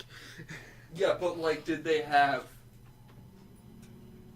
It wasn't when 5Ds came fucking out. card games on motorcycles? Dude, I was 6. Yu-Gi-Oh! Was still around. Not even Yu-Gi-Oh! GX. Yu-Gi-Oh! Was still around. I was like 6. Oh, you mean the Yu-Gi-Oh that may as well have had DMX as its theme music? Yeah, no, like that's. Have you seen that joke about the Resident Evil 2 remake where someone modded X Yes. won't give it to you when Mr. X shows When Mr. up? X shows up, and then the timing is so good on it that when he opens the door, it's the knock knock. Open No, the door. it's real. It gets so louder good. as he gets closer to you. Yeah, and if you go behind doors, it gets muffled. And that was a Somebody took a lot of effort to make this mod a thing on the PC It took a version. week for that. Like, it was so good. I saw the video and it was like, oh, fucking A, man. Have you ever played Hearts of Iron 4? No. So it's essentially World War II dictator simulator. Because you play as essentially the government of countries during World War II. Right. And fascism is easy mode. I'm going to say that right off the That fucking makes bat. sense. Because if you don't have fascism, you have to wait for the fascists to fuck shit up before you can actually mobilize your army correctly. So it's like the really long waiting period between your turn and the next time you take a turn in civilization. Well, no, it's all real time. Oh, shit. But you have what's called world tension, and you can't increase your conscription laws as a democratic country until the world tension goes up, which requires fascists to be dickheads and take over shit. Right? Okay. So they made a My Little Pony mod for this game. Okay? Okay. And it is one of the best constructed mods I have ever seen for this Somebody fucking poured game. their heart and soul into a My Little Pony mod. They fucking did. Oh, that's fucking great. Like, I'm gonna have to try to look up this game now, because, there's like, a I need that. communist country right above Equestria called Stalingrad. Is America spelled A-M-A-R-E-I-C-A?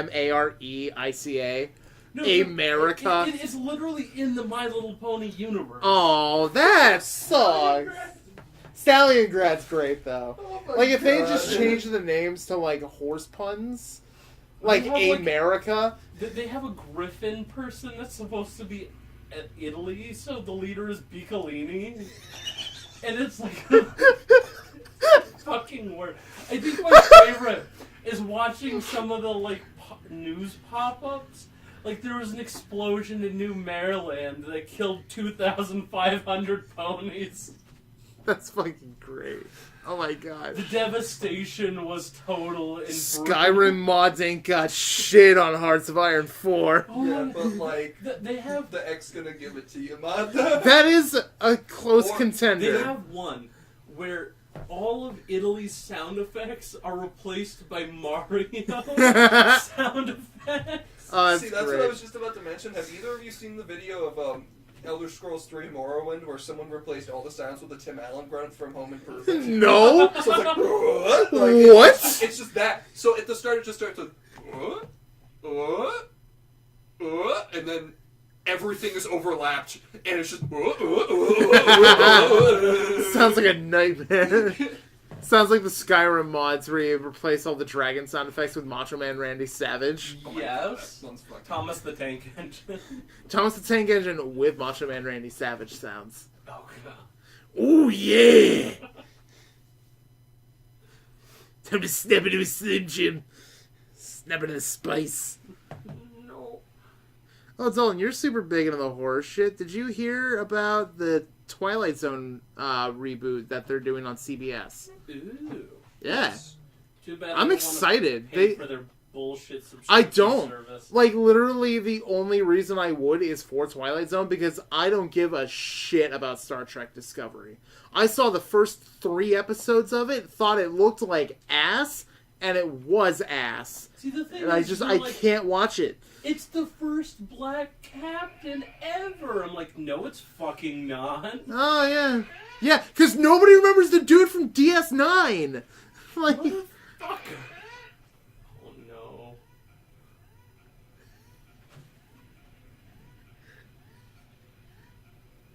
what the fuck?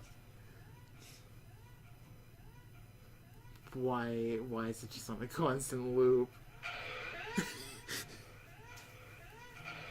Okay, this is the best I can get. One of my friends at work keeps trying to get me with that thing. Like, they keep trying to get me with that, and every time I see her put her fucking hand down there... Fucking... Look here, asshole! What is it? It's that. But it's a pin. It's the fucking circle ball gazer thing. Yeah, every time she tries to do that to me, I can, like, see her putting her hand down, like, towards her leg, and I'm just like, yeah, you're not gonna get me with that. Huh? No. I don't know what you're talking about. No, you're not gonna get me with that. I have really bad, like, ADD, so my eyes will automatically be like, movement! Fuck!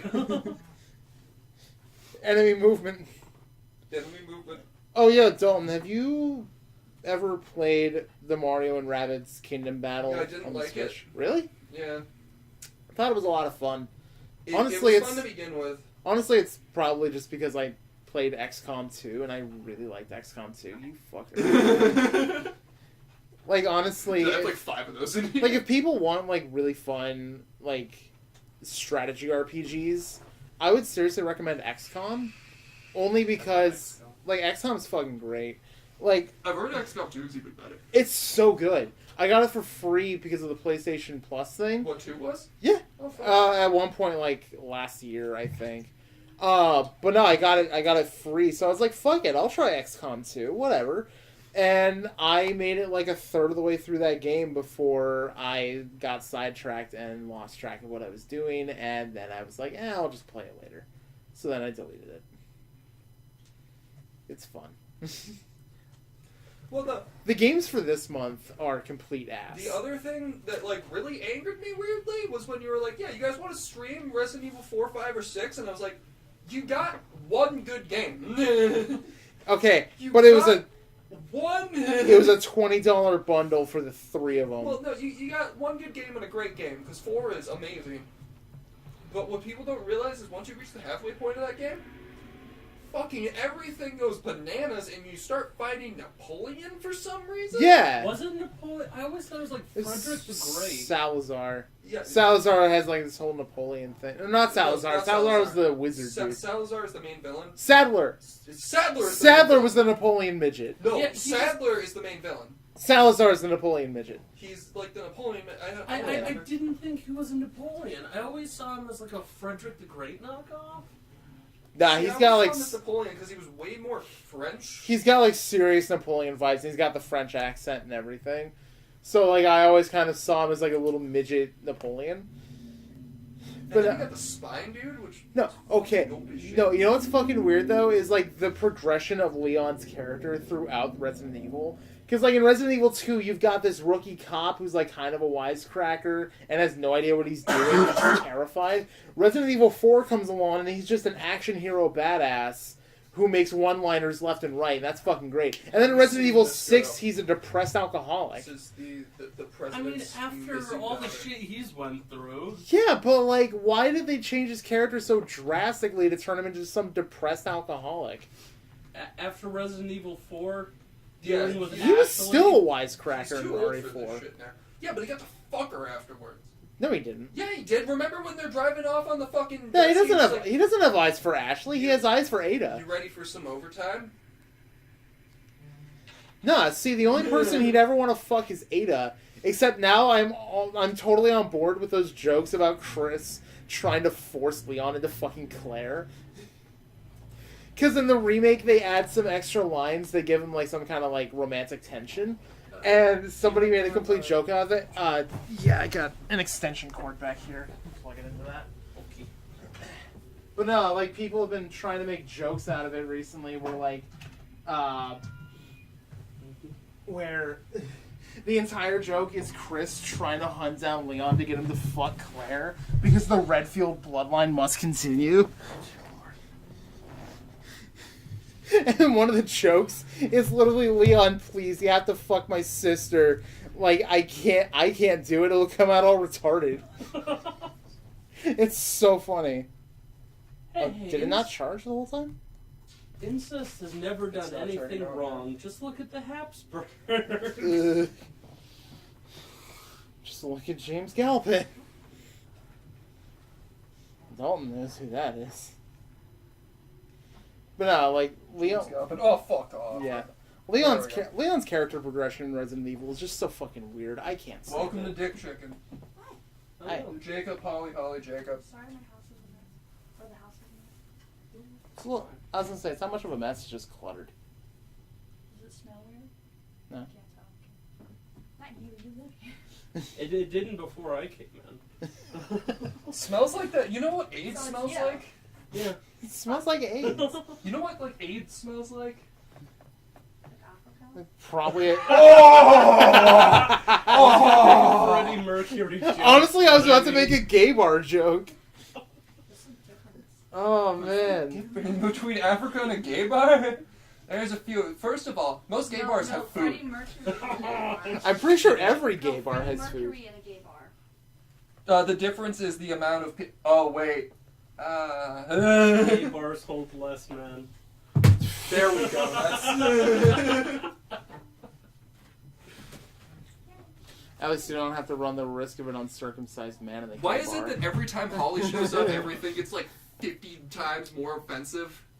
Because she's normally like that. We've Oh, been shit, making you Jewish bring the dog. jokes this whole fucking time. We haven't been making them this whole fucking time. The Jews, am I right? But like, It's oddly appropriate that we've been making gay bar jokes because of my queen shirt. yeah, no. What I think is funny is the color scheme on your shirt and the color scheme on mine are like very similar, Yeah. but like municipal waste and queen. A match made in heaven. Pretty sure. I'm just sitting here with like the gayest shirt ever. Dude, there's nothing wrong with the roses on a shirt, man. Dude, there's nothing wrong with roses on a shirt when you're next to a queen fan. That's not gay. That's gay. Like queen When is I gay. wear it, it's gay. That just unleashed so many things about your self-conscious. Oof. Oof, that's harsh. Is it working alright? It keeps turning on. Like, that's the only screen I'm getting. Yikes. Oh, so, Kingdom Hearts 3, No, totally recommended. no. The story makes no No. fucking sense. It The doesn't end the story's way I never- wanted it to. Made sense. Well, because here's the thing, is that people are like, oh, Kingdom Hearts 3 is going to be the end of the franchise, huh? And Nomura straight up came out and went, no, it's just the end of this story arc. And they were like, what? And then it doesn't end the way I wanted it to. Well, of course not. They weren't going to end it that way. What we need is the simple and clean gent metal cover.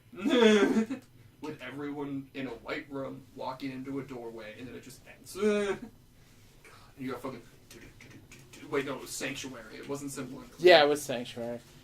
But, like, nah, they weren't going to end it that way. And beyond the nonsensical story that fails to tie up all the loose ends that the other 12 games started, it's a lot of fun. It's very pretty. The combat's fucking great. It's probably the best in the franchise. Boss battles are a lot of fun, if a little easy. You get, like, multi-man teams now. Like, you don't have to swap out a certain character with, like, the prerequisite Disney character. So, like, when you go to the Tangled world, you still get Sora, Donald, Goofy, but also Flynn and Rapunzel help you out. Like, they are actual party members, which is really cool. And, like, all the Keyblade transformations are a lot of fun. A lot of them are really, really good. Like, they have positives and negatives to it. So, like, the Monsters Inc. Keyblade has 2 transformations. The first one, it turns into, like, claws, and the second one turns into twin yo-yos. You can't defend yourself while you're using those transformations, but you're faster, and your attacks do more What's damage. the name of this cat? That is Misty. I love this cat. Yeah, she's a sweetheart. Just don't pick her Father up. John Misty? Huh? You guys ever listen to Father John Misty? Nah. Look up pure comedy. I was gonna say, we got her from Holly's dad, who got her as a rescue, and like she's a sweet cat, and I like to say that we named her after Misty from Pokemon because it's a lot easier than saying that she has the same name as my boss. We named her after my boss. Thank you, boss. That's not creepy at all. Nah, it's totally not. I have weird fantasies about me and my boss in a boat, so that way, due to the implication... We lost our rum hand. See, I was making a different... I know. Always Sunny I know you were dream making a different implication. It's the implication. No, nothing bad's gonna happen, and then it's just The implication. the... Can't wait for the new season of Always Sunny. Can't even wait for the new season of Archer. That's gonna be fucking great. I have to catch up on Always Sunny. Oh, so speaking of TV shows, Yo. I restarted Twin Peaks. I'm now halfway through. Good. The fuck. Because I now know 100% who killed Laura Palmer. And, the fuck. Wait, have you seen Twin Peaks yet? Okay. We're not gonna spoil We're it. not gonna spoil it. Like, I'm probably never gonna watch Twin Peaks. It's really good. the fuck. Best damn coffee. It's the best damn pie I've ever had. Sorry. Fucking Holly and I have been watching a lot of shows that are like exclusive to Netflix and Hulu recently.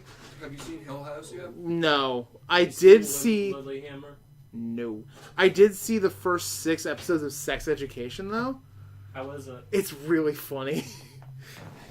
Okay, so you've heard of it, right? No. Okay, so this kid in Britain, like, lives in like this like small rural town or whatever, and his mom is a sex therapist. He does not fuck his He mom. fucks his mom. His mom is a sex therapist played by Gillian Anderson from The X-Files. I fuck his mom. Continue.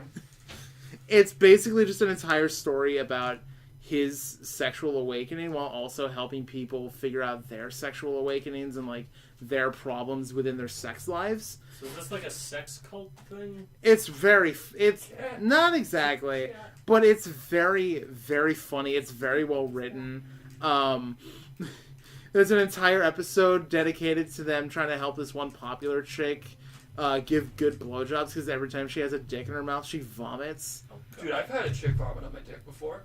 Yeah, I'm sure. Dude, you just practice with a banana. Like, That's how they do it, too. Yes! It's so funny. And then she ends up accidentally biting off half the banana and it gets lodged in her throat. Oh, no. She vomits it back up.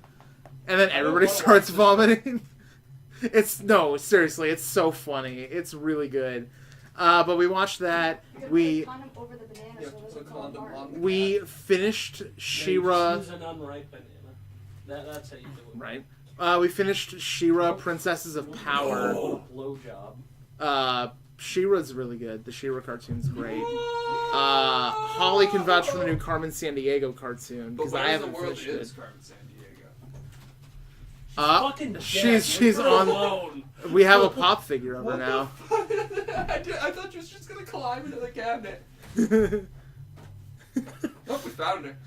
But the new Carmen Sandiego cartoon, from what I've seen, is great. Holly says She's it's invisible. fucking great. Where in the San Diego? She-Ra's really good. I've started rewatching Voltron so I can catch up on it. There's a show on Hulu called Pen 15 about middle schoolers. I've seen that, Pen but never 15? like. Yes.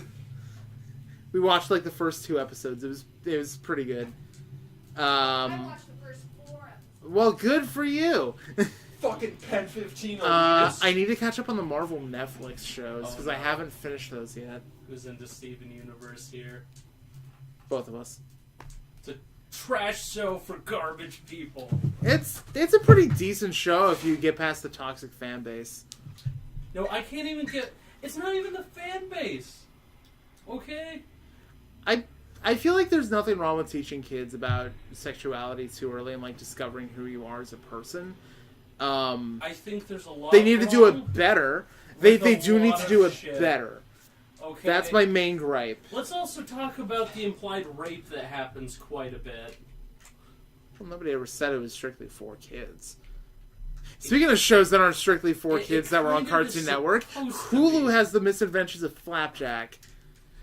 That is totally not for kids. I know. It was I great. rewatched the first episode and it's so fucking good. I had no idea J.G. Quintel worked on it, and I was like, "Yo, that's awesome. I love it.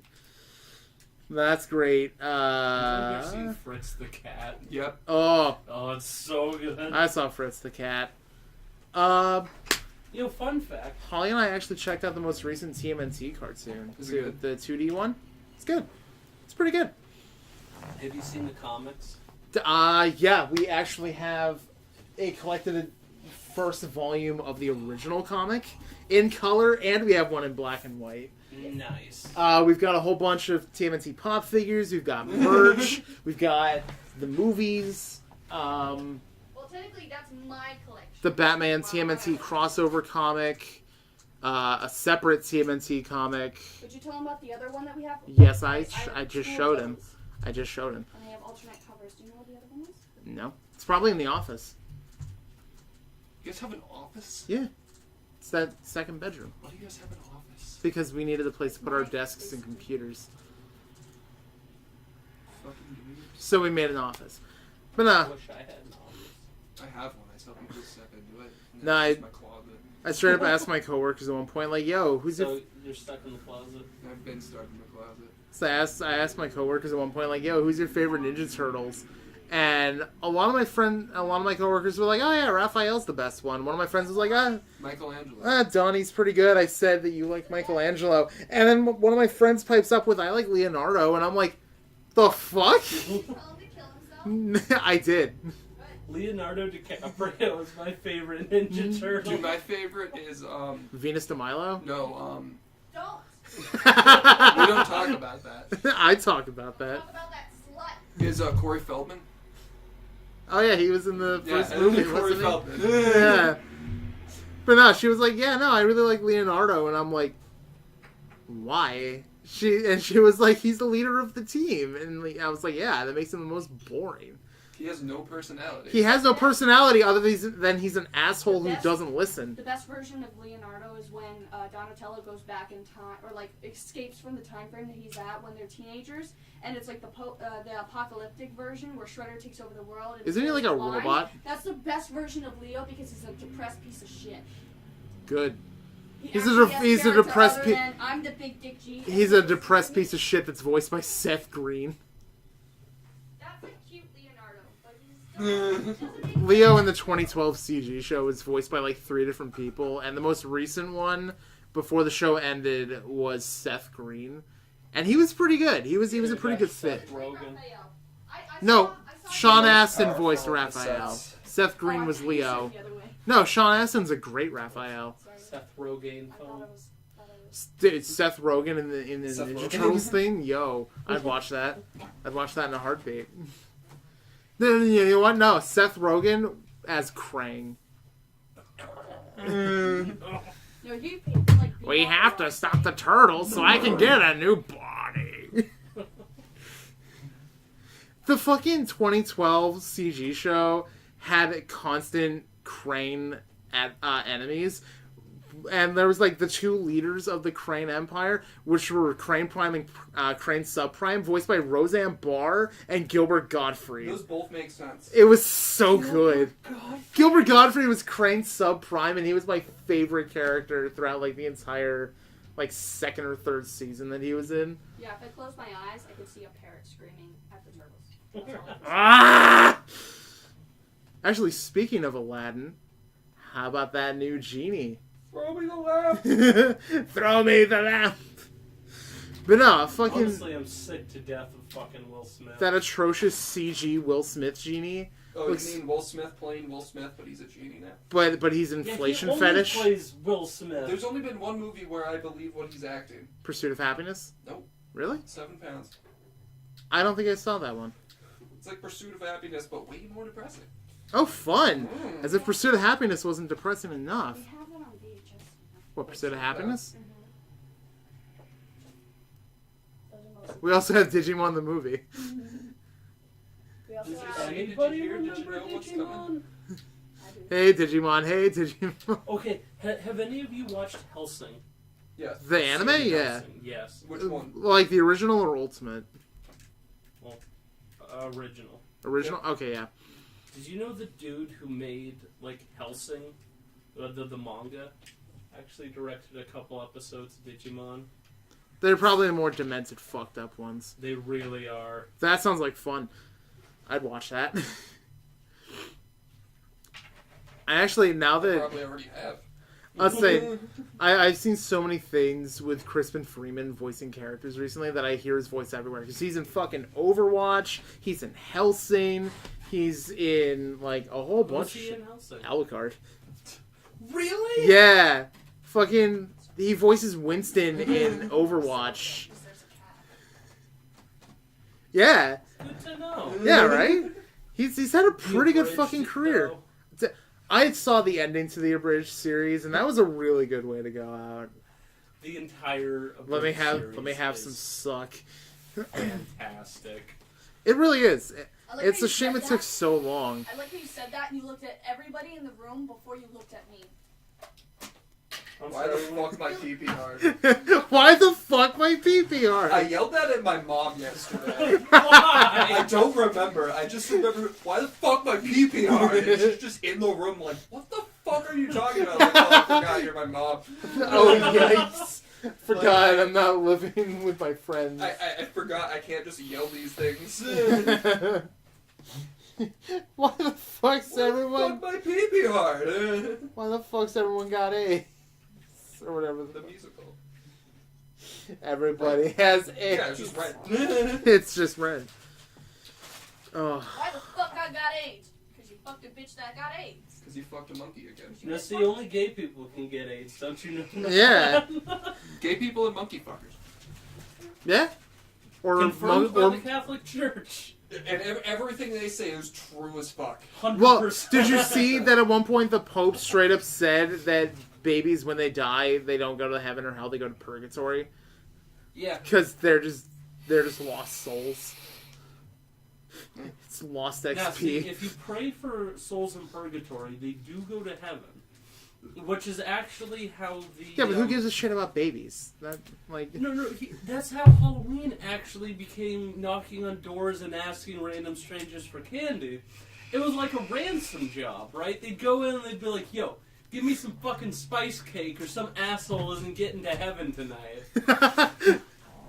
I thought it was all about, like, dancing around a ring of fire with masks to ward off evil spirits. No, the masks were to ward off, so when the spirits came back that they didn't recognize them, they couldn't drive them down to purgatory and or hell. No, that was pre-Christian paganism. That was like, when it was still called Samhain. That I makes thought it sense. was Gowan, or Gwent I'm or talking something. about, It's like Gwent. Like the fucking card game from The Witcher. Right! That's where it came the from. research that I did said it was Samhain. Probably. I don't remember. Fucking the name. Dark Lord Gwyn from Dark Souls. God. Fucking damn it. I let him drive me down. But it was like Gwyn, poor kids Lord of would go around Cinders. asking for, Daddy like, Cindy? little sugar. Daddy, Yeah. Daddy Cindy. What the fuck did you just bring up on this cursed land? But Cindy's a Oh, Daddy Cindy. What Why the Why did I become Dutch for some reason? the fuck my sword on fire? Okay, the worst thing I've ever heard in my life is one of my friends unironically called Donald Trump Daddy Trump. You don't? Papa Trump? I call him the God Emperor Trump. God Emperor Excuse me? Trump. As you should. It's like the God Emperor of Dune, but it's Trump. No, it's Warhammer 40k, the God Emperor of Oh, Man. burn like all the rest of the heretics. Okay, I'll Fun work on fact, this the later. God Emperor specifically did not want people worshipping him. Every time I think of God Emperor, I don't think of Warhammer. I always think of Dune because that's one of the names of the books. Is Really? God Emperor of Dune. I don't own that one yet. I don't think. Dude, you're a fucking dweeb, man. Dude, I went to Barnes & Noble and spent like $70 on Dune. Well, you did. I wish I had I've that spent money to almost spend on $200. books. You spent over $200. And Well, actually, no, almost $200 on books, $90 on Why a are fucking Lego your and kit. My girlfriend's like the $93? greatest people on the planet, but they're She dating wanted to pay cunts. for everything on my birthday when we went to the mall, but her card was being declined because we were down in Massachusetts and didn't want them beforehand.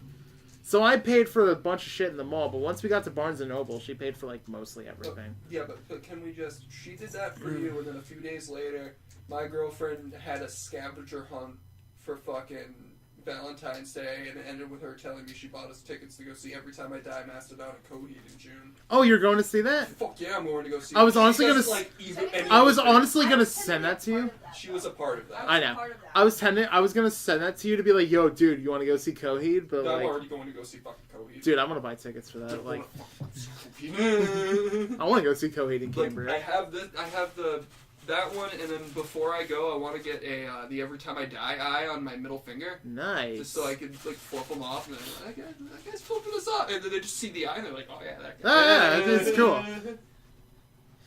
No, I've wanted to go see Mastodon and Coheed for like a long time. See, I don't like Mastodon that much, but I've already seen Every Time I Die.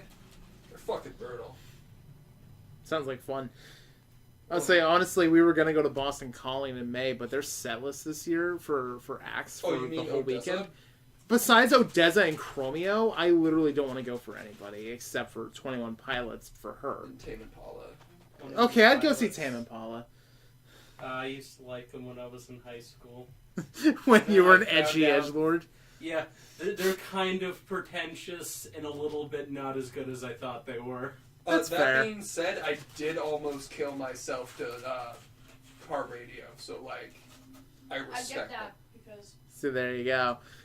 No, see, But no, I was like- in a car car, radio. so I wasn't in a car. Like the set list for this whole weekend for Boston Calling kind of sucks ass, except for Odessa, Tame Impala, Chromeo, and like Greta Van Fleet, I guess. Like that's Oh, pretty much it. Greta Van Fleet, you mean Led Zeppelin 2.0? Exactly. Dude, that's why they're awesome. But like we went last year, and the headliners for Friday, Saturday, I and forgot what their name Sunday. was, and then you said Led Zeppelin 2.0, and I'm like, oh, I know what band that is. like we went to Boston Calling last year for one day. We went on Friday, and the headliner that day was the Killers, along Really? with Portugal the Man, Paramore, Pussy Pussy Riot. Riot. Pussy Riot was amazing. Like a whole bunch of artists. Saturday, the headliner was Queens of the Stone Age, and Sunday was Eminem. Riot. And Sunday was Eminem. I wouldn't have gone Sunday because I don't really like Eminem, but like I would have killed to go see Queens of the Stone Age. Pussy Riot. Damon Albarn is my waifu. we also saw No Name there. We did. No Name is this super great Chicago group that's like kind of like a funk rap like fusion thing. Very good. Oh, Very, so very Blondie? good artist. No. That one song by Blondie that sucks. What song? The rap song that I forget the name of. They did a rap song? They did a rap song. Why would they do a rap song? Why? Which ruined rap music for everybody that wasn't white. I figured that was just Takeshi 6ix9ine. Like, No. Dude, I can't even say the lyrics of that song. Lil- I'm gonna have to look. For what's the name of that one song where it's like, oh, you a billion? I can't say. He drops N-bombs 5 times in one sentence. Yeah, we can't say that on here. No, so we can say things like spick and wop and wetback and chink, but we can't say the N-word. No, that is Sam. Oh. If it's an engine, I won't mind. She's fucking engine. I'm a fire engine. They say- Fire. That's my sexuality. I identify Why as my an ladder affectionate hard? attack. Why my ladder? Why the fuck my ladder extended? Why the fuck my dawn expand? I Why isn't it identify. called a water truck? Why isn't it called a water truck? Oh, fuck me. I just checked Facebook and the first thing I saw is that Matthew Matosis just released a Breath of the Wild review. Why am I Who's Matthew Matosis? He's this dude who goes super in depth into game reviews and like talks about the subtle nuances of like the story elements and like So gameplay. is Breath of and- the Wild 2 hours long then? It's probably about a 2-hour long review, yeah. You know what? Yeah, I'm gonna see just how long this fucking review is. Because, oh my god. He has some polarizing opinions on some games. That's Metal Man. This wood. It is 54 minutes. That is a long-ass fucking review. And then the opening to Raining Blood by Slayer just starts playing.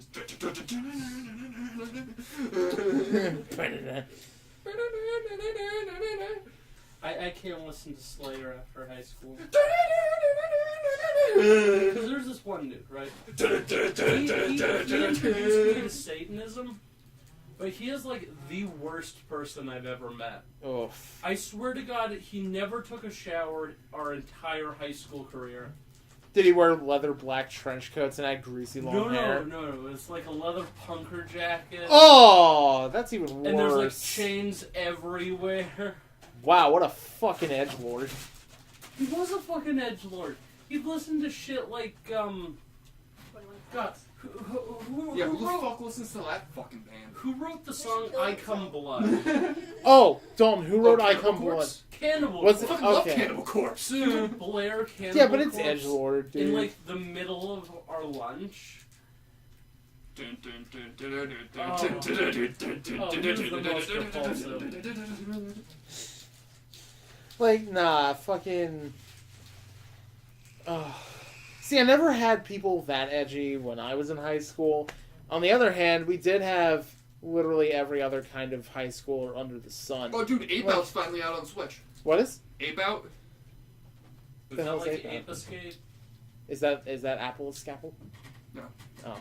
But no, fucking in high school we had girls that were like the horse girls, we had the wolf girls, we had furries, Yeah, the Nico.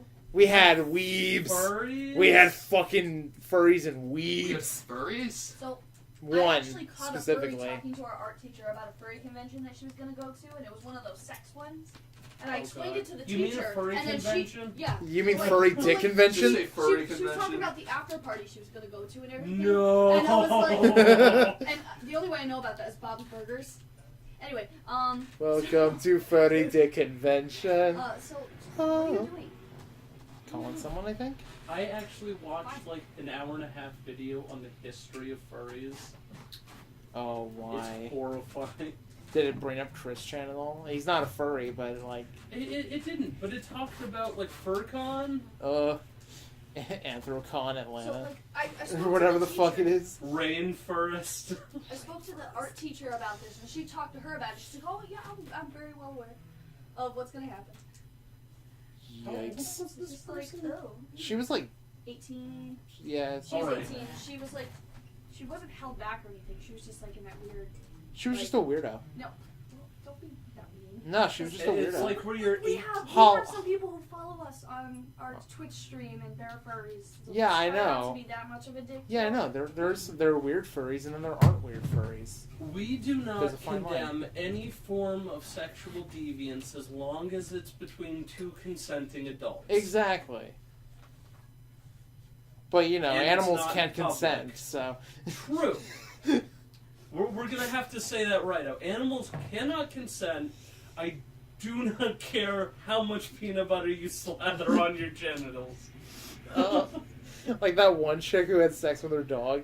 Which one? I mean, there's a lot of them. But Was there's it like Whitney, that. Wisconsin? Yes, that's the one. Oh God, I remember I was thinking of her name for so Leafy. long. Dude, Leafy fucking tore her apart. I hate him so much. I miss Leafy, honestly. He's such a fucking shitlord, and I love him. Fair enough. Like, he was so much fun to listen to. Yeah, he was. But no, like we had this one girl in our choir who came in one day. It was like middle of April, maybe early May. Comes in full Hatsune Miku cosplay to school. She comes. I hadn't seen her all day. She comes into the chorus, and we're just all fucking looking at her like, "The fuck are you doing?" You dated her. I did for like That's the last girl you dated before me. for like 2 weeks, at least. Yeah, when I talked to her about why you guys broke up, she was just like, well, he kept trying to touch me. And I was like, I'm pretty sure that he wouldn't force that on you, but whatever. No. Everything all right, my dude? Yeah. All right. But yeah, we were just talking about the girl who came into our choir Whitney, one time. Wisconsin. And Whitney, Wait, Wisconsin. shit. Okay. We have to have the conversation. It All is a right. prerequisite. Are traps gay? No, I don't think so. I don't think traps are gay, only because, like, it's like a Jack-in-the-Box scenario. You think, oh, well, that's a cute girl. You take her home, and then all of a sudden, penis. And you're just like, well, I've already gotten this far. I may as well just go whole hog. Like, Just want to go full hog. Nah. Then there's the concept of Schrodinger's trap. Schrodinger's trap. Yes. Okay, I want to hear this. Continue. I am. It's not. I'm intrigued. Why the fuck my pee-pee on? It's not His gay pee-pee's hard too. if there is no dick and balls. Until you take off their clothes, it's not gay. And then you decide whether it's gay or not. Here's the thing, though. Traps only aren't gay because it's men dressing up as women. So, like, it's the illusion that it is a woman. Are reverse traps gay? A woman dressing up as a man. No. No? Wait, are we talking about if they are gay or you fucking them as gay? No, You like, fucking them as no, gay. like, you think they're attractive, you take them home, you fuck them, and it's a woman. Like, that ends up being straight, but but there's that thought in your mind where you're just like, wait, that's just a very pretty man. Like, is that gay? No. No. Like, it's bisexual. It doesn't matter to me. Any hole's a goal. Eddie holds a goal. That's good. I mean, you might not want to try extreme docking, but you know, everyone's got a kink. Everyone's into sounding these Oh, days. God. Don't even, please. So it's fucking. I don't know what's up with all the jokes about foreskin recently, but like, okay, straight up, yeah. Not even gonna lie. There's this fucking picture I saw yesterday of a cheese pizza that's like where like a slice is being like pulled out of it. It's all nice and stringy and gooey.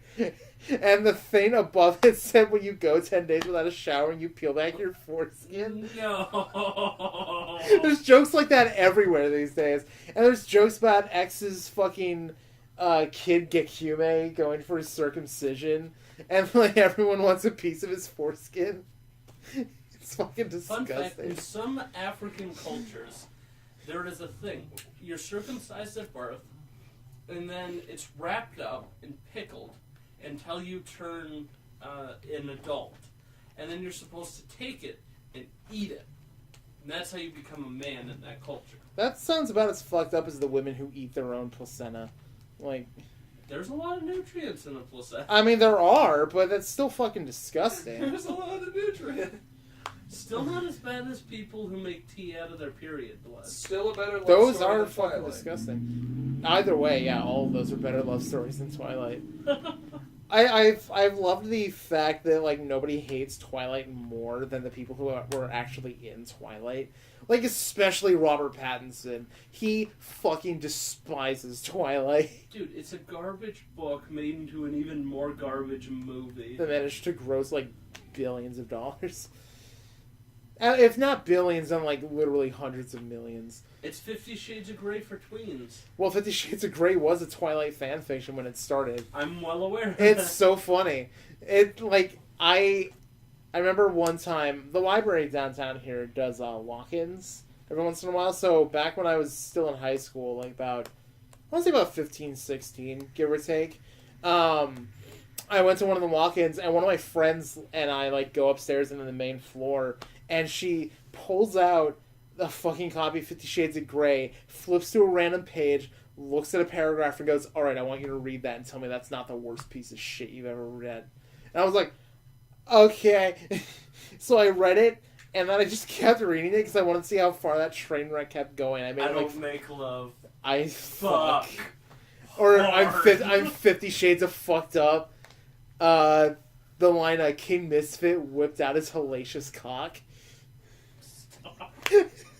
I can look these up. Like, I can look Here's up the lines. worst part, though. I come home one day after school, Right. and my mom is in the kitchen reading 50 Shades Oh, Darker. no. Because she had already finished the first book and is going through the trilogy. My mom owns all three of them, so like. Ugh. I'm lucky my mother stopped after Twilight. I'm really lucky. But like, open up the fucking envelope. Like, okay. Oh, yeah. Okay, so you guys want to know about this envelope? Alright, so, a bit of backstory. My great-grandfather, on my mother's side, was a pilot back in World War II. And his plane got shot down over Germany, and he was taken to a concentration camp towards the end of the war. So afterwards, he spent decades like communicating with people and getting all the info he needed, and he ended up writing his own memoirs of his time within the concentration camp. There were only 2 copies of it ever made, and they belonged to me and my dad. After my dad passed, I got both copies, and they've never been published. So this envelope actually contains more story that wasn't originally in the memoirs about the burial of one of his companions, and like a whole bunch of pictures that went with it. And it's really cool. Like, I read through the whole thing, and it's really good. I love learning about history and shit like that, and especially about World War II. But eventually I'm going to rewrite that entire memoir and like put this in here, so that way it's like fully completed and everything. I just need to find the time to do it. So that's the story of that envelope. I'm going to look at 50 Shades of Grey quotes. Fucking A. Let's talk about the history of Hitler. Talking about World War II. What do we got? Laters, baby. That's the first one. Oh, you have to kiss a lot of frogs before you find your prince. What is it about elevators? Don't get your panties in such a twist and give me back mine. What? Yeah. And it feels like I'm time traveled back to the 16th century and the Spanish Inquisition. Holy fuck! Yeah, let's just saw this nigga. I mean... I'd like to bite that lip. Oh, fuck the paperwork. Oh my god. I do not recommend fucking the paperwork. It ends badly. Paper cuts everywhere. Oh no. I want you sore, baby, he murmurs, and he continues his sweet leisurely torment backward, forward. Every time you move tomorrow, I want you to be reminded that I've been here. Only me. You are mine. What the fuck? Gray's a serial killer. Gray's a fucking serial killer. You know, you I'm trying to think find short quotes. people, like, lose their shit about 50 Shades of Grey, right? Yeah. How obscene they think it is. Have you ever heard of 1001 Nights in Sodom? No. Oh my Oh, you mean Salo? fucking god. I imagine it's In- probably in one Sodom. of the. I imagine it's probably one of the Salo best is it the movie you're talking about? Nope. Oh, okay. It's a book written by someone who was in... So he was a writer during, I want to say, the 1600s. Is it the France? rich people kidnapping the kids so that they can put them through, like, a bunch of bullshit? Yes. Okay, I've seen the movie. There's a movie? Yeah. 1 second, let me look at it. Oh my fucking god. So here's how it starts. Okay. Let's see if I remember what it was. There was a... It's been a while since I've read this. But there's a priest. There's a count, I believe. There's a judge. And there's one other guy. So they have all daughters. Silo or the 120 Days of Sodom? Yes. Mm. Oh my fucking god. That does sound really good. They all agreed to marry each other's daughters and then hold them in common. Oh no. And it just gets worse from there.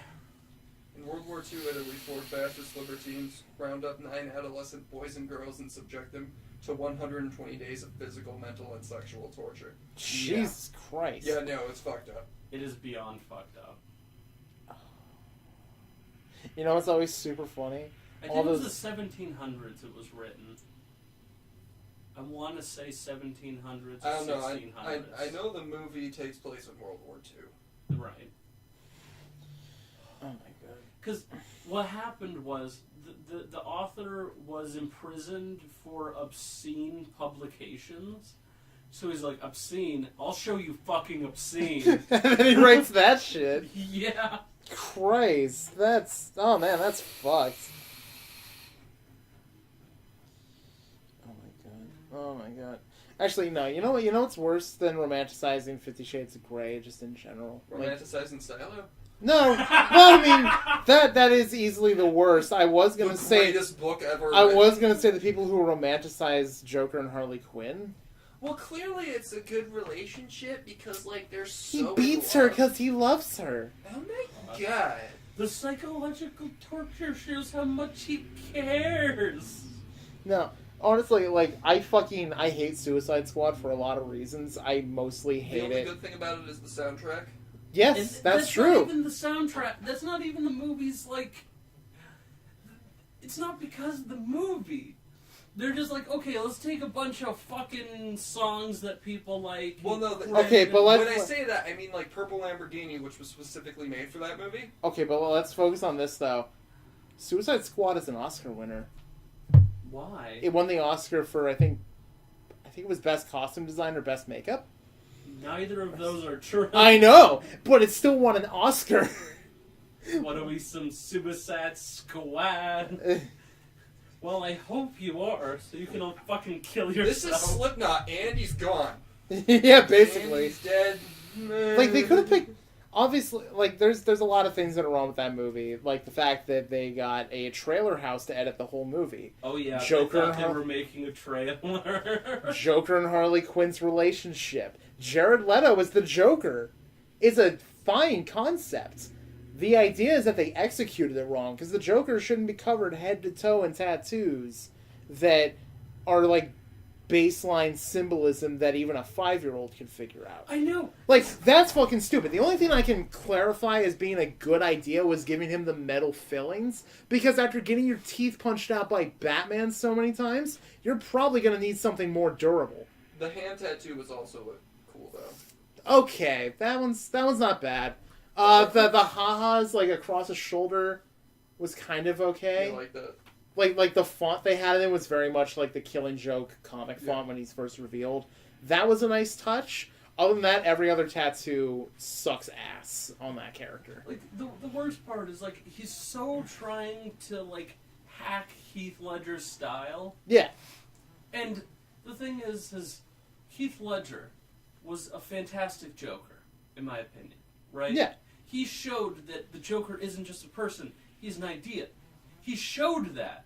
He wasn't just like, I'm an idea. No. No, that's fucking gross. And honestly, fucking hell. The best way I could ever describe, like, making a new modern Joker, if they wanted the more, like, modern gangster take, is in the book Batman Dark Prince Charming.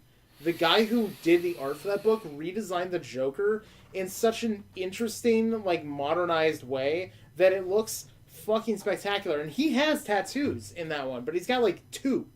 And they both play a part in the history of the Joker. Like, remember those old cards that the Joker had in the cartoons with, like, the Jester head? Yeah, that's one of his tattoos. But, like, he's got, like, a burgundy, like, button-down shirt with a black vest. The sleeves are rolled up to the elbow. He's got on black pants, green shoes, suspenders, and he's got, like, wild, crazy spiked back hair and, like, diamond eye makeup. It's a great design, and I would have loved to see that in live action, because it's such a new, fresh take on the Joker that works really well. And, by the way, the story itself is fucking great. Dark Prince Charming is one of the best Batman stories I've read in a while. Like, it's really solid. But no, they fucked up in every possible way with the Joker and Suicide Squad. Harley was okay, I guess. Harley was boner bait. That's, yeah. Why the fuck my pee-pee hard? Literally the most, like, the most comic accurate character was fucking Katana. That's Katana. That's Katana! Her sword traps the souls of the dead! And I was like, what? Her husband's in it. Her husband's in the sword. Like, okay, in the comics, Diablo never turned into a giant fire demon, which was fucking stupid. I still think Diablo is the best character. He was probably one of the better characters. But like he never turned into some big dumb fire demon. Killer Croc wasn't some ghetto ass dude. He was some mama's boy from Louisiana who just so happened to have a horrible birth defect and turned evil because of it. Deadshot should not have been played by Will Smith. No one should be played by Will Smith. It says a lot that when Christian Slater Smith. can voice a better Deadshot, that you could have gotten a better actor. Because he's not really an actor. Nah. He just comes on set and And he just mugs for the camera. And he's like, "Hey, I'm Will Smith. You know me from Independence Day. Wild Wild West." Will Smith. Will Smith. But no, like, fucking, even Enchantress got fucking butchered in that movie. And Enchantress is fucking cool in the comics. Like, she does what she's told, but only because she knows that Waller is not a person to be fucked with. And that's something that the movie even fails to show, is that Waller's kind of a pushover. Really? Which really, really sucks, and I hate that. But no, that movie's just a fucking mess, and I'm really glad James Gunn is writing the sequel.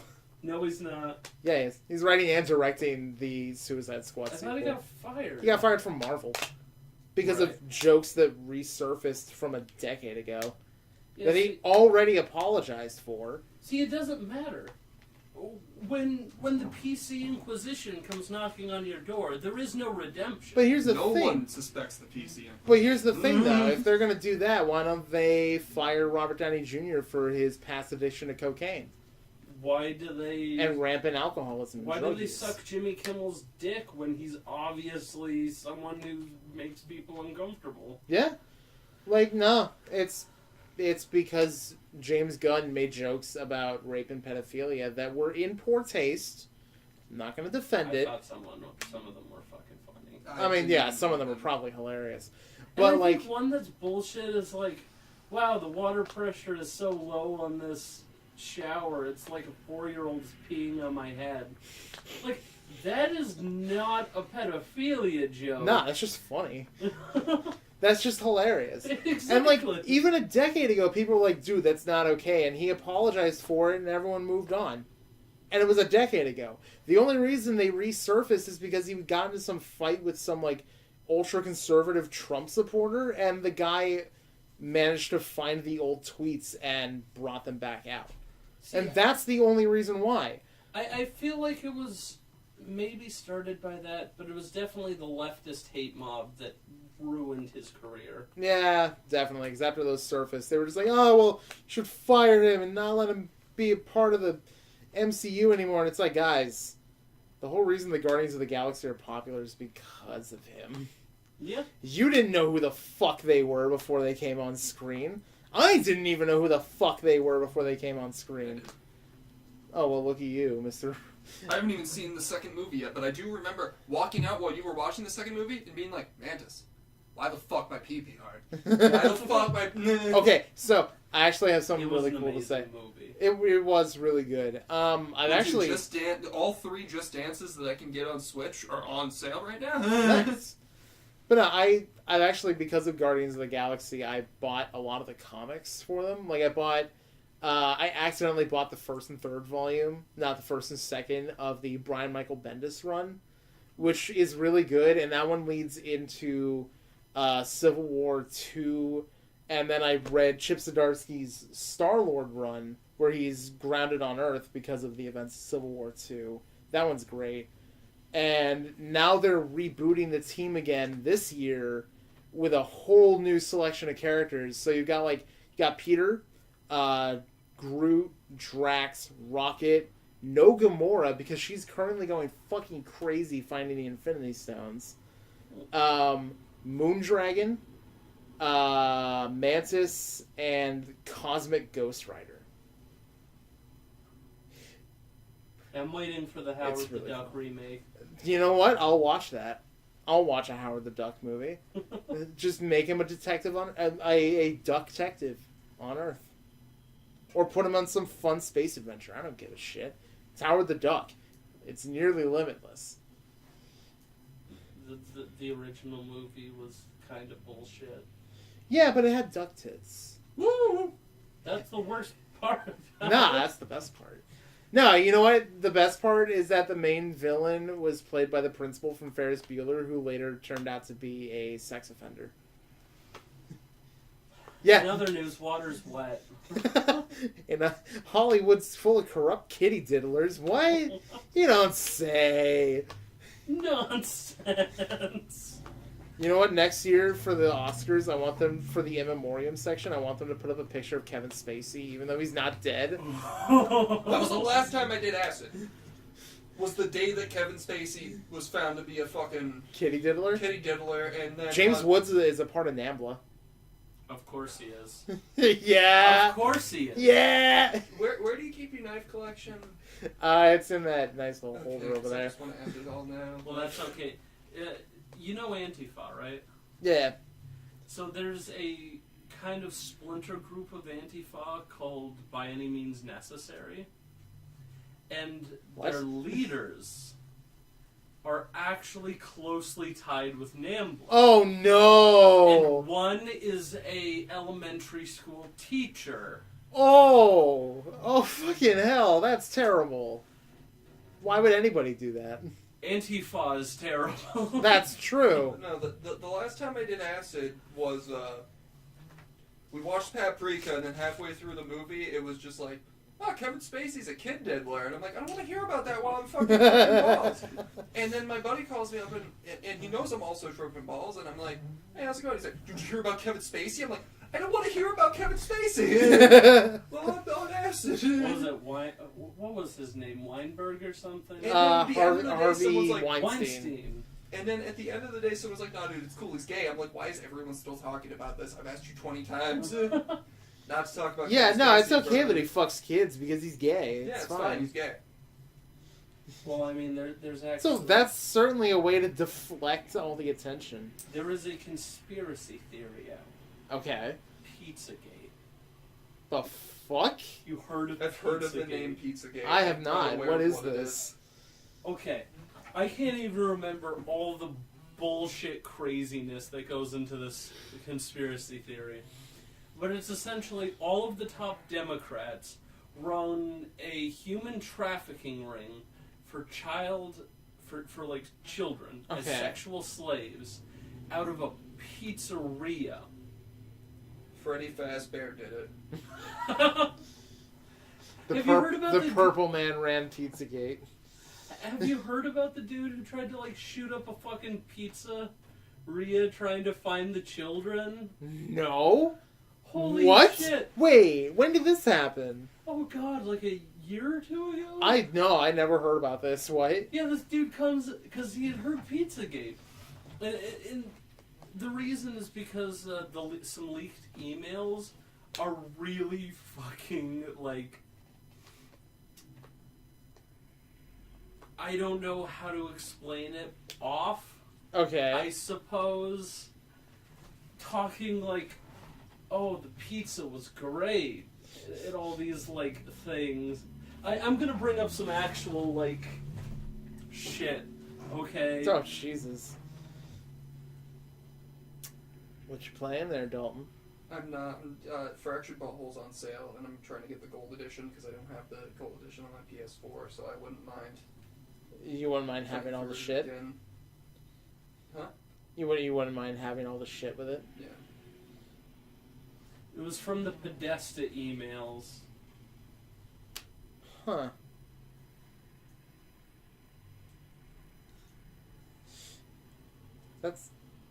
That's super fucked. Oh my god, there was this picture I saw recently of like a CNN news report about how they were talking about how Donald Trump eats fried chicken with a fork and knife. And on the little scroll bar down below was actually something newsworthy about how 30 people died in an acid attack. Or something like that. And I was like, really? You guys are going to focus on Trump now? Like, Yeah. what the fuck?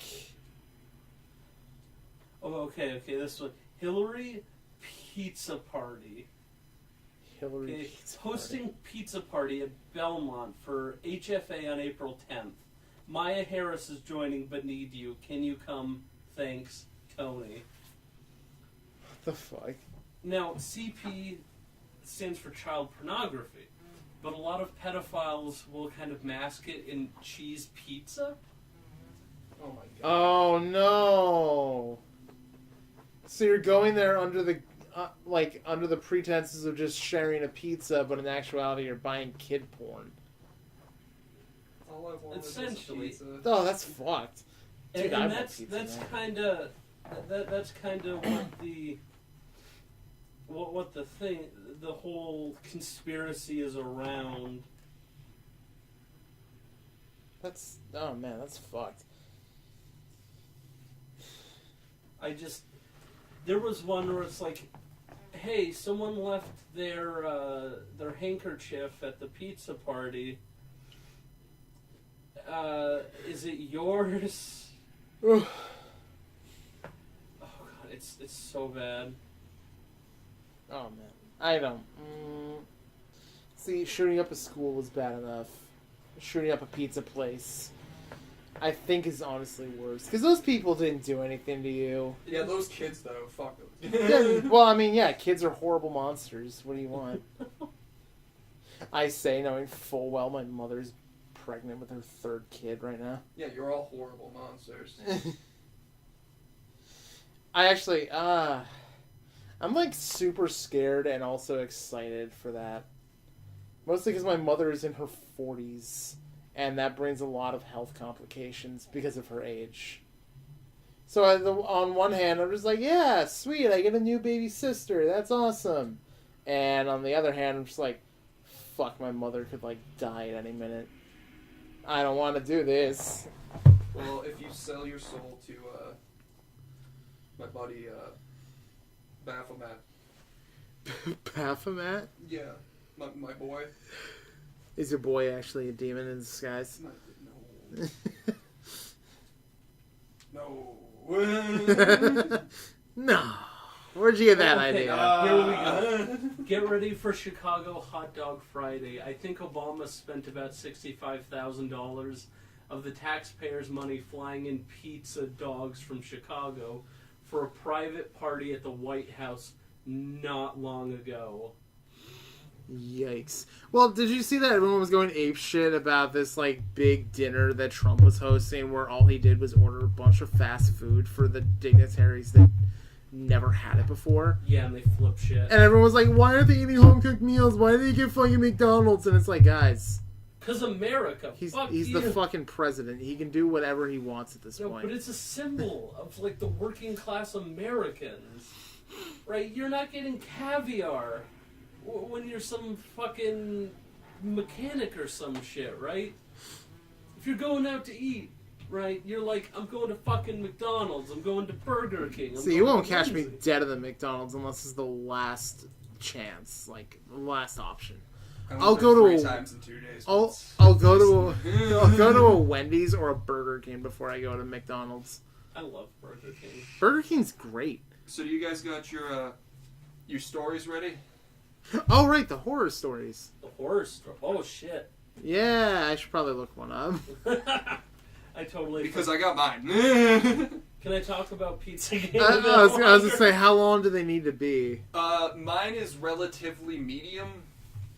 Okay, because like you said, this is what ends the podcast. This is right? what ends the podcast. All We're right. getting to a point where it's like, how long have we been talking for? Let me check Almost the 3 recording. hours. Yeah, 2.5 hours. Yeah, give or take. no, I think we're. Dude, there's some people that do podcasts for like 4 hours. Like, I've seen like 9-hour ones. I've listened to 9-hour ones. That's so, like, crazy. It's fine, but like for a first episode, that's kind of. Actually, yeah, I'm gonna go on like a horror Reddit for this. Literally the only Reddit I use these days is this one Reddit page where it's just nothing but like big titty goth GFs. It's the best. I love it.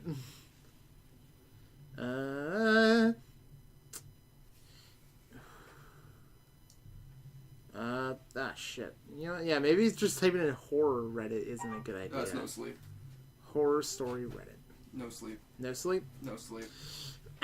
Okay. Well, while we're looking up shit, why don't you tell your story?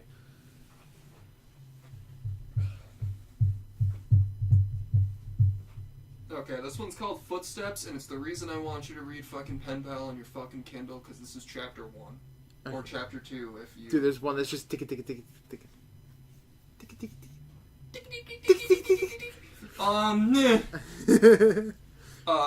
This is long, so I apologize for that. I've never had to tell this story with enough detail to actually explain it all the way. But it is true, and it happened when I was about 6 years old. In a quiet room, if you press your ear against a pillow, you can hear your heartbeat. As a kid, the muffled rhythmic beats sounded like soft footsteps on a carpeted floor. So as a kid, almost every night, just as I was about to drift off to sleep, I would hear these footsteps and I would be ripped back to consciousness, terrified. For my entire childhood, I lived with my mother in a fairly nice neighborhood that was in a transitional phase. People with lower economic means were gradually moving in, and my mother and I were two of those people. We lived in the kind of house you see being transported in 2 pieces on the interstate, but my mom took good care of it. There were a lot of woods surrounding the neighborhood that I would play in and explore during the day.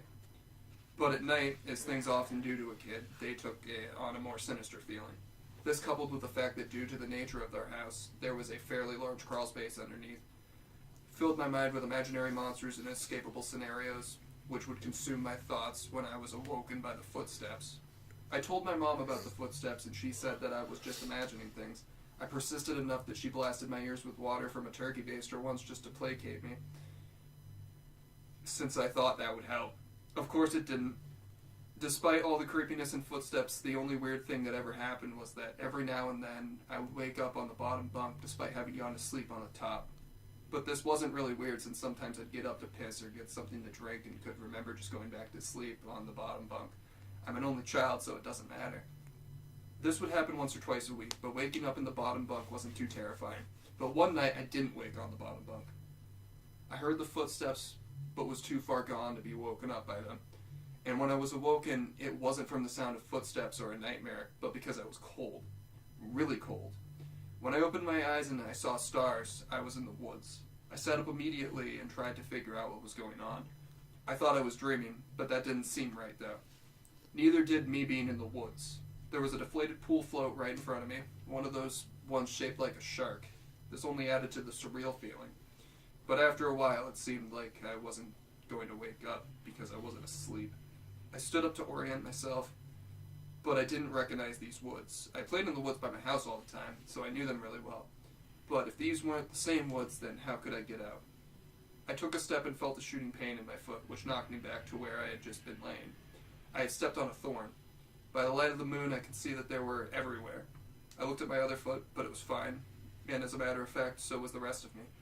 I didn't have another scratch on me, and I wasn't even that dirty. I cried for a little bit and then stood back up. I didn't know which way to go, so I just picked a direction. I resisted the urge to call out since I wasn't sure I wanted to be found by who or what might be out there. I walked for what seemed like hours. I tried to walk in a straight line and tried to course correct when I had to take detours, but I was a kid and I was afraid. There weren't any howls or screams, and only once did I hear any noise that scared me. It sounded like a crying baby. I think now that it was just a cat, but I panicked. I ran veering in different directions to avoid big thicks of bushes and collapsed trees, and I was paying close attention to where I stepped because by that point my feet were in pretty bad shape. I paid too much attention to where I was stepping and not enough to where those steps were leading, because not long after hearing the cry, I saw something that filled me with a kind of despair I haven't experienced since. It was the pool float. I was only 10 feet from where I had woken up. This wasn't magic or some supernatural space bending. I was lost. Up until that moment, I thought more about getting out of the woods than how I got in. But being back at the beginning caused my mind to swim. I wasn't even sure that these were my woods. I had only been hoping that they were. Had I run in a huge circle around that spot, or did I just get turned around and start making my way back? How was I going to get out? At the time, I thought the North Star was just the brightest star, so I looked and found the brightest one and followed it. Eventually, things started to look more familiar, and when I saw the dirt ditch my friends and I would have dirt clod wars in, I knew I had made it out. By that point, I was walking really slowly because my feet hurt too much, and I was so happy to be close to home that I broke into a light jog. When I actually saw the roof of my house over a neighbor lower set house, I set out a light, saw and ran faster. I just wanted to be home. I had already decided that I wouldn't say anything because I had no idea what I could possibly say. Get back in the house somehow, clean up, and get in bed. My heart sunk as I rounded the corner and my house fully came into view. Every light in the house was on. I knew my mom was up, and I knew I would have to explain or try to explain where I had been, and I couldn't even figure out where to start. My run became a jog, which became a walk. I saw her silhouette through the blinds, and although I was worried about how to explain things to her, that didn't matter to me at that point. I walked up the couple of steps to the porch and put my hand on the doorknob and turned. Right before I pushed it open, 2 arms wrapped around me and pulled me back. I screamed as loud as I could, "Mom, help me! Please, Mom!" The feeling of being so close to being safe and then being physically pulled away from it filled me with a kind of dread that is, even after all of these years, indescribable. The door I'd been torn away from opened, and a flash of hope shot through my heart. But it wasn't my mom. It was a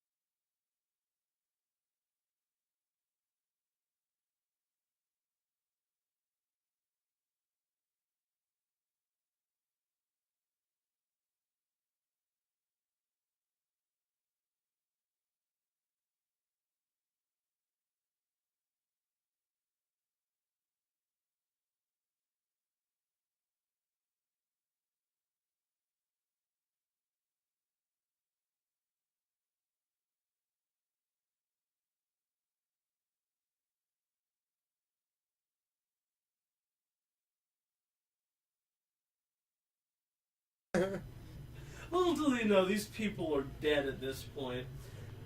So the Russians have time to go and destroy the fort and get the fuck out of there, which makes the area completely useless. Right.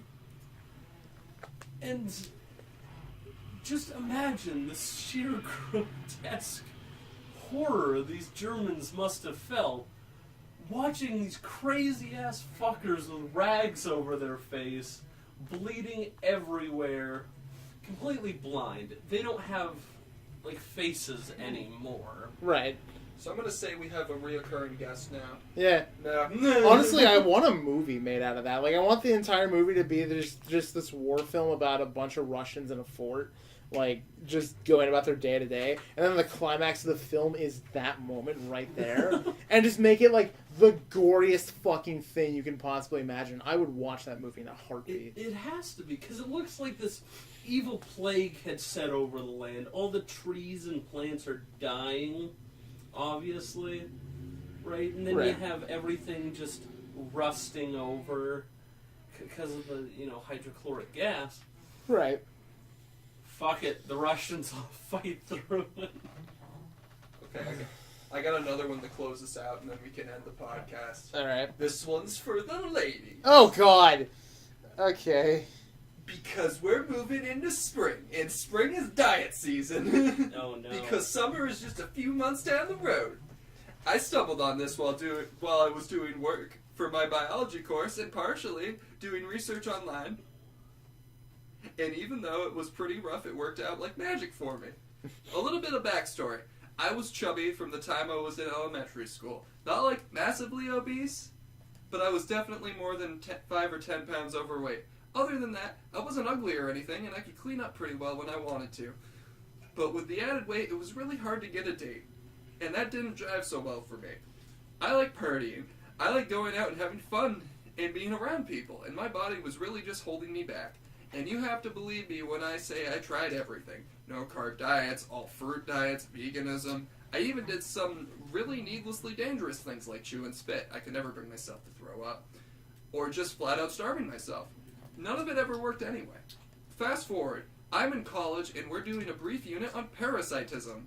Oh, no. I know exactly what you're all thinking. Oh, yeah, I will admit it. The second I discovered that you could use parasites, like tapeworms and stuff, as a weight loss aid, and I went and started digging.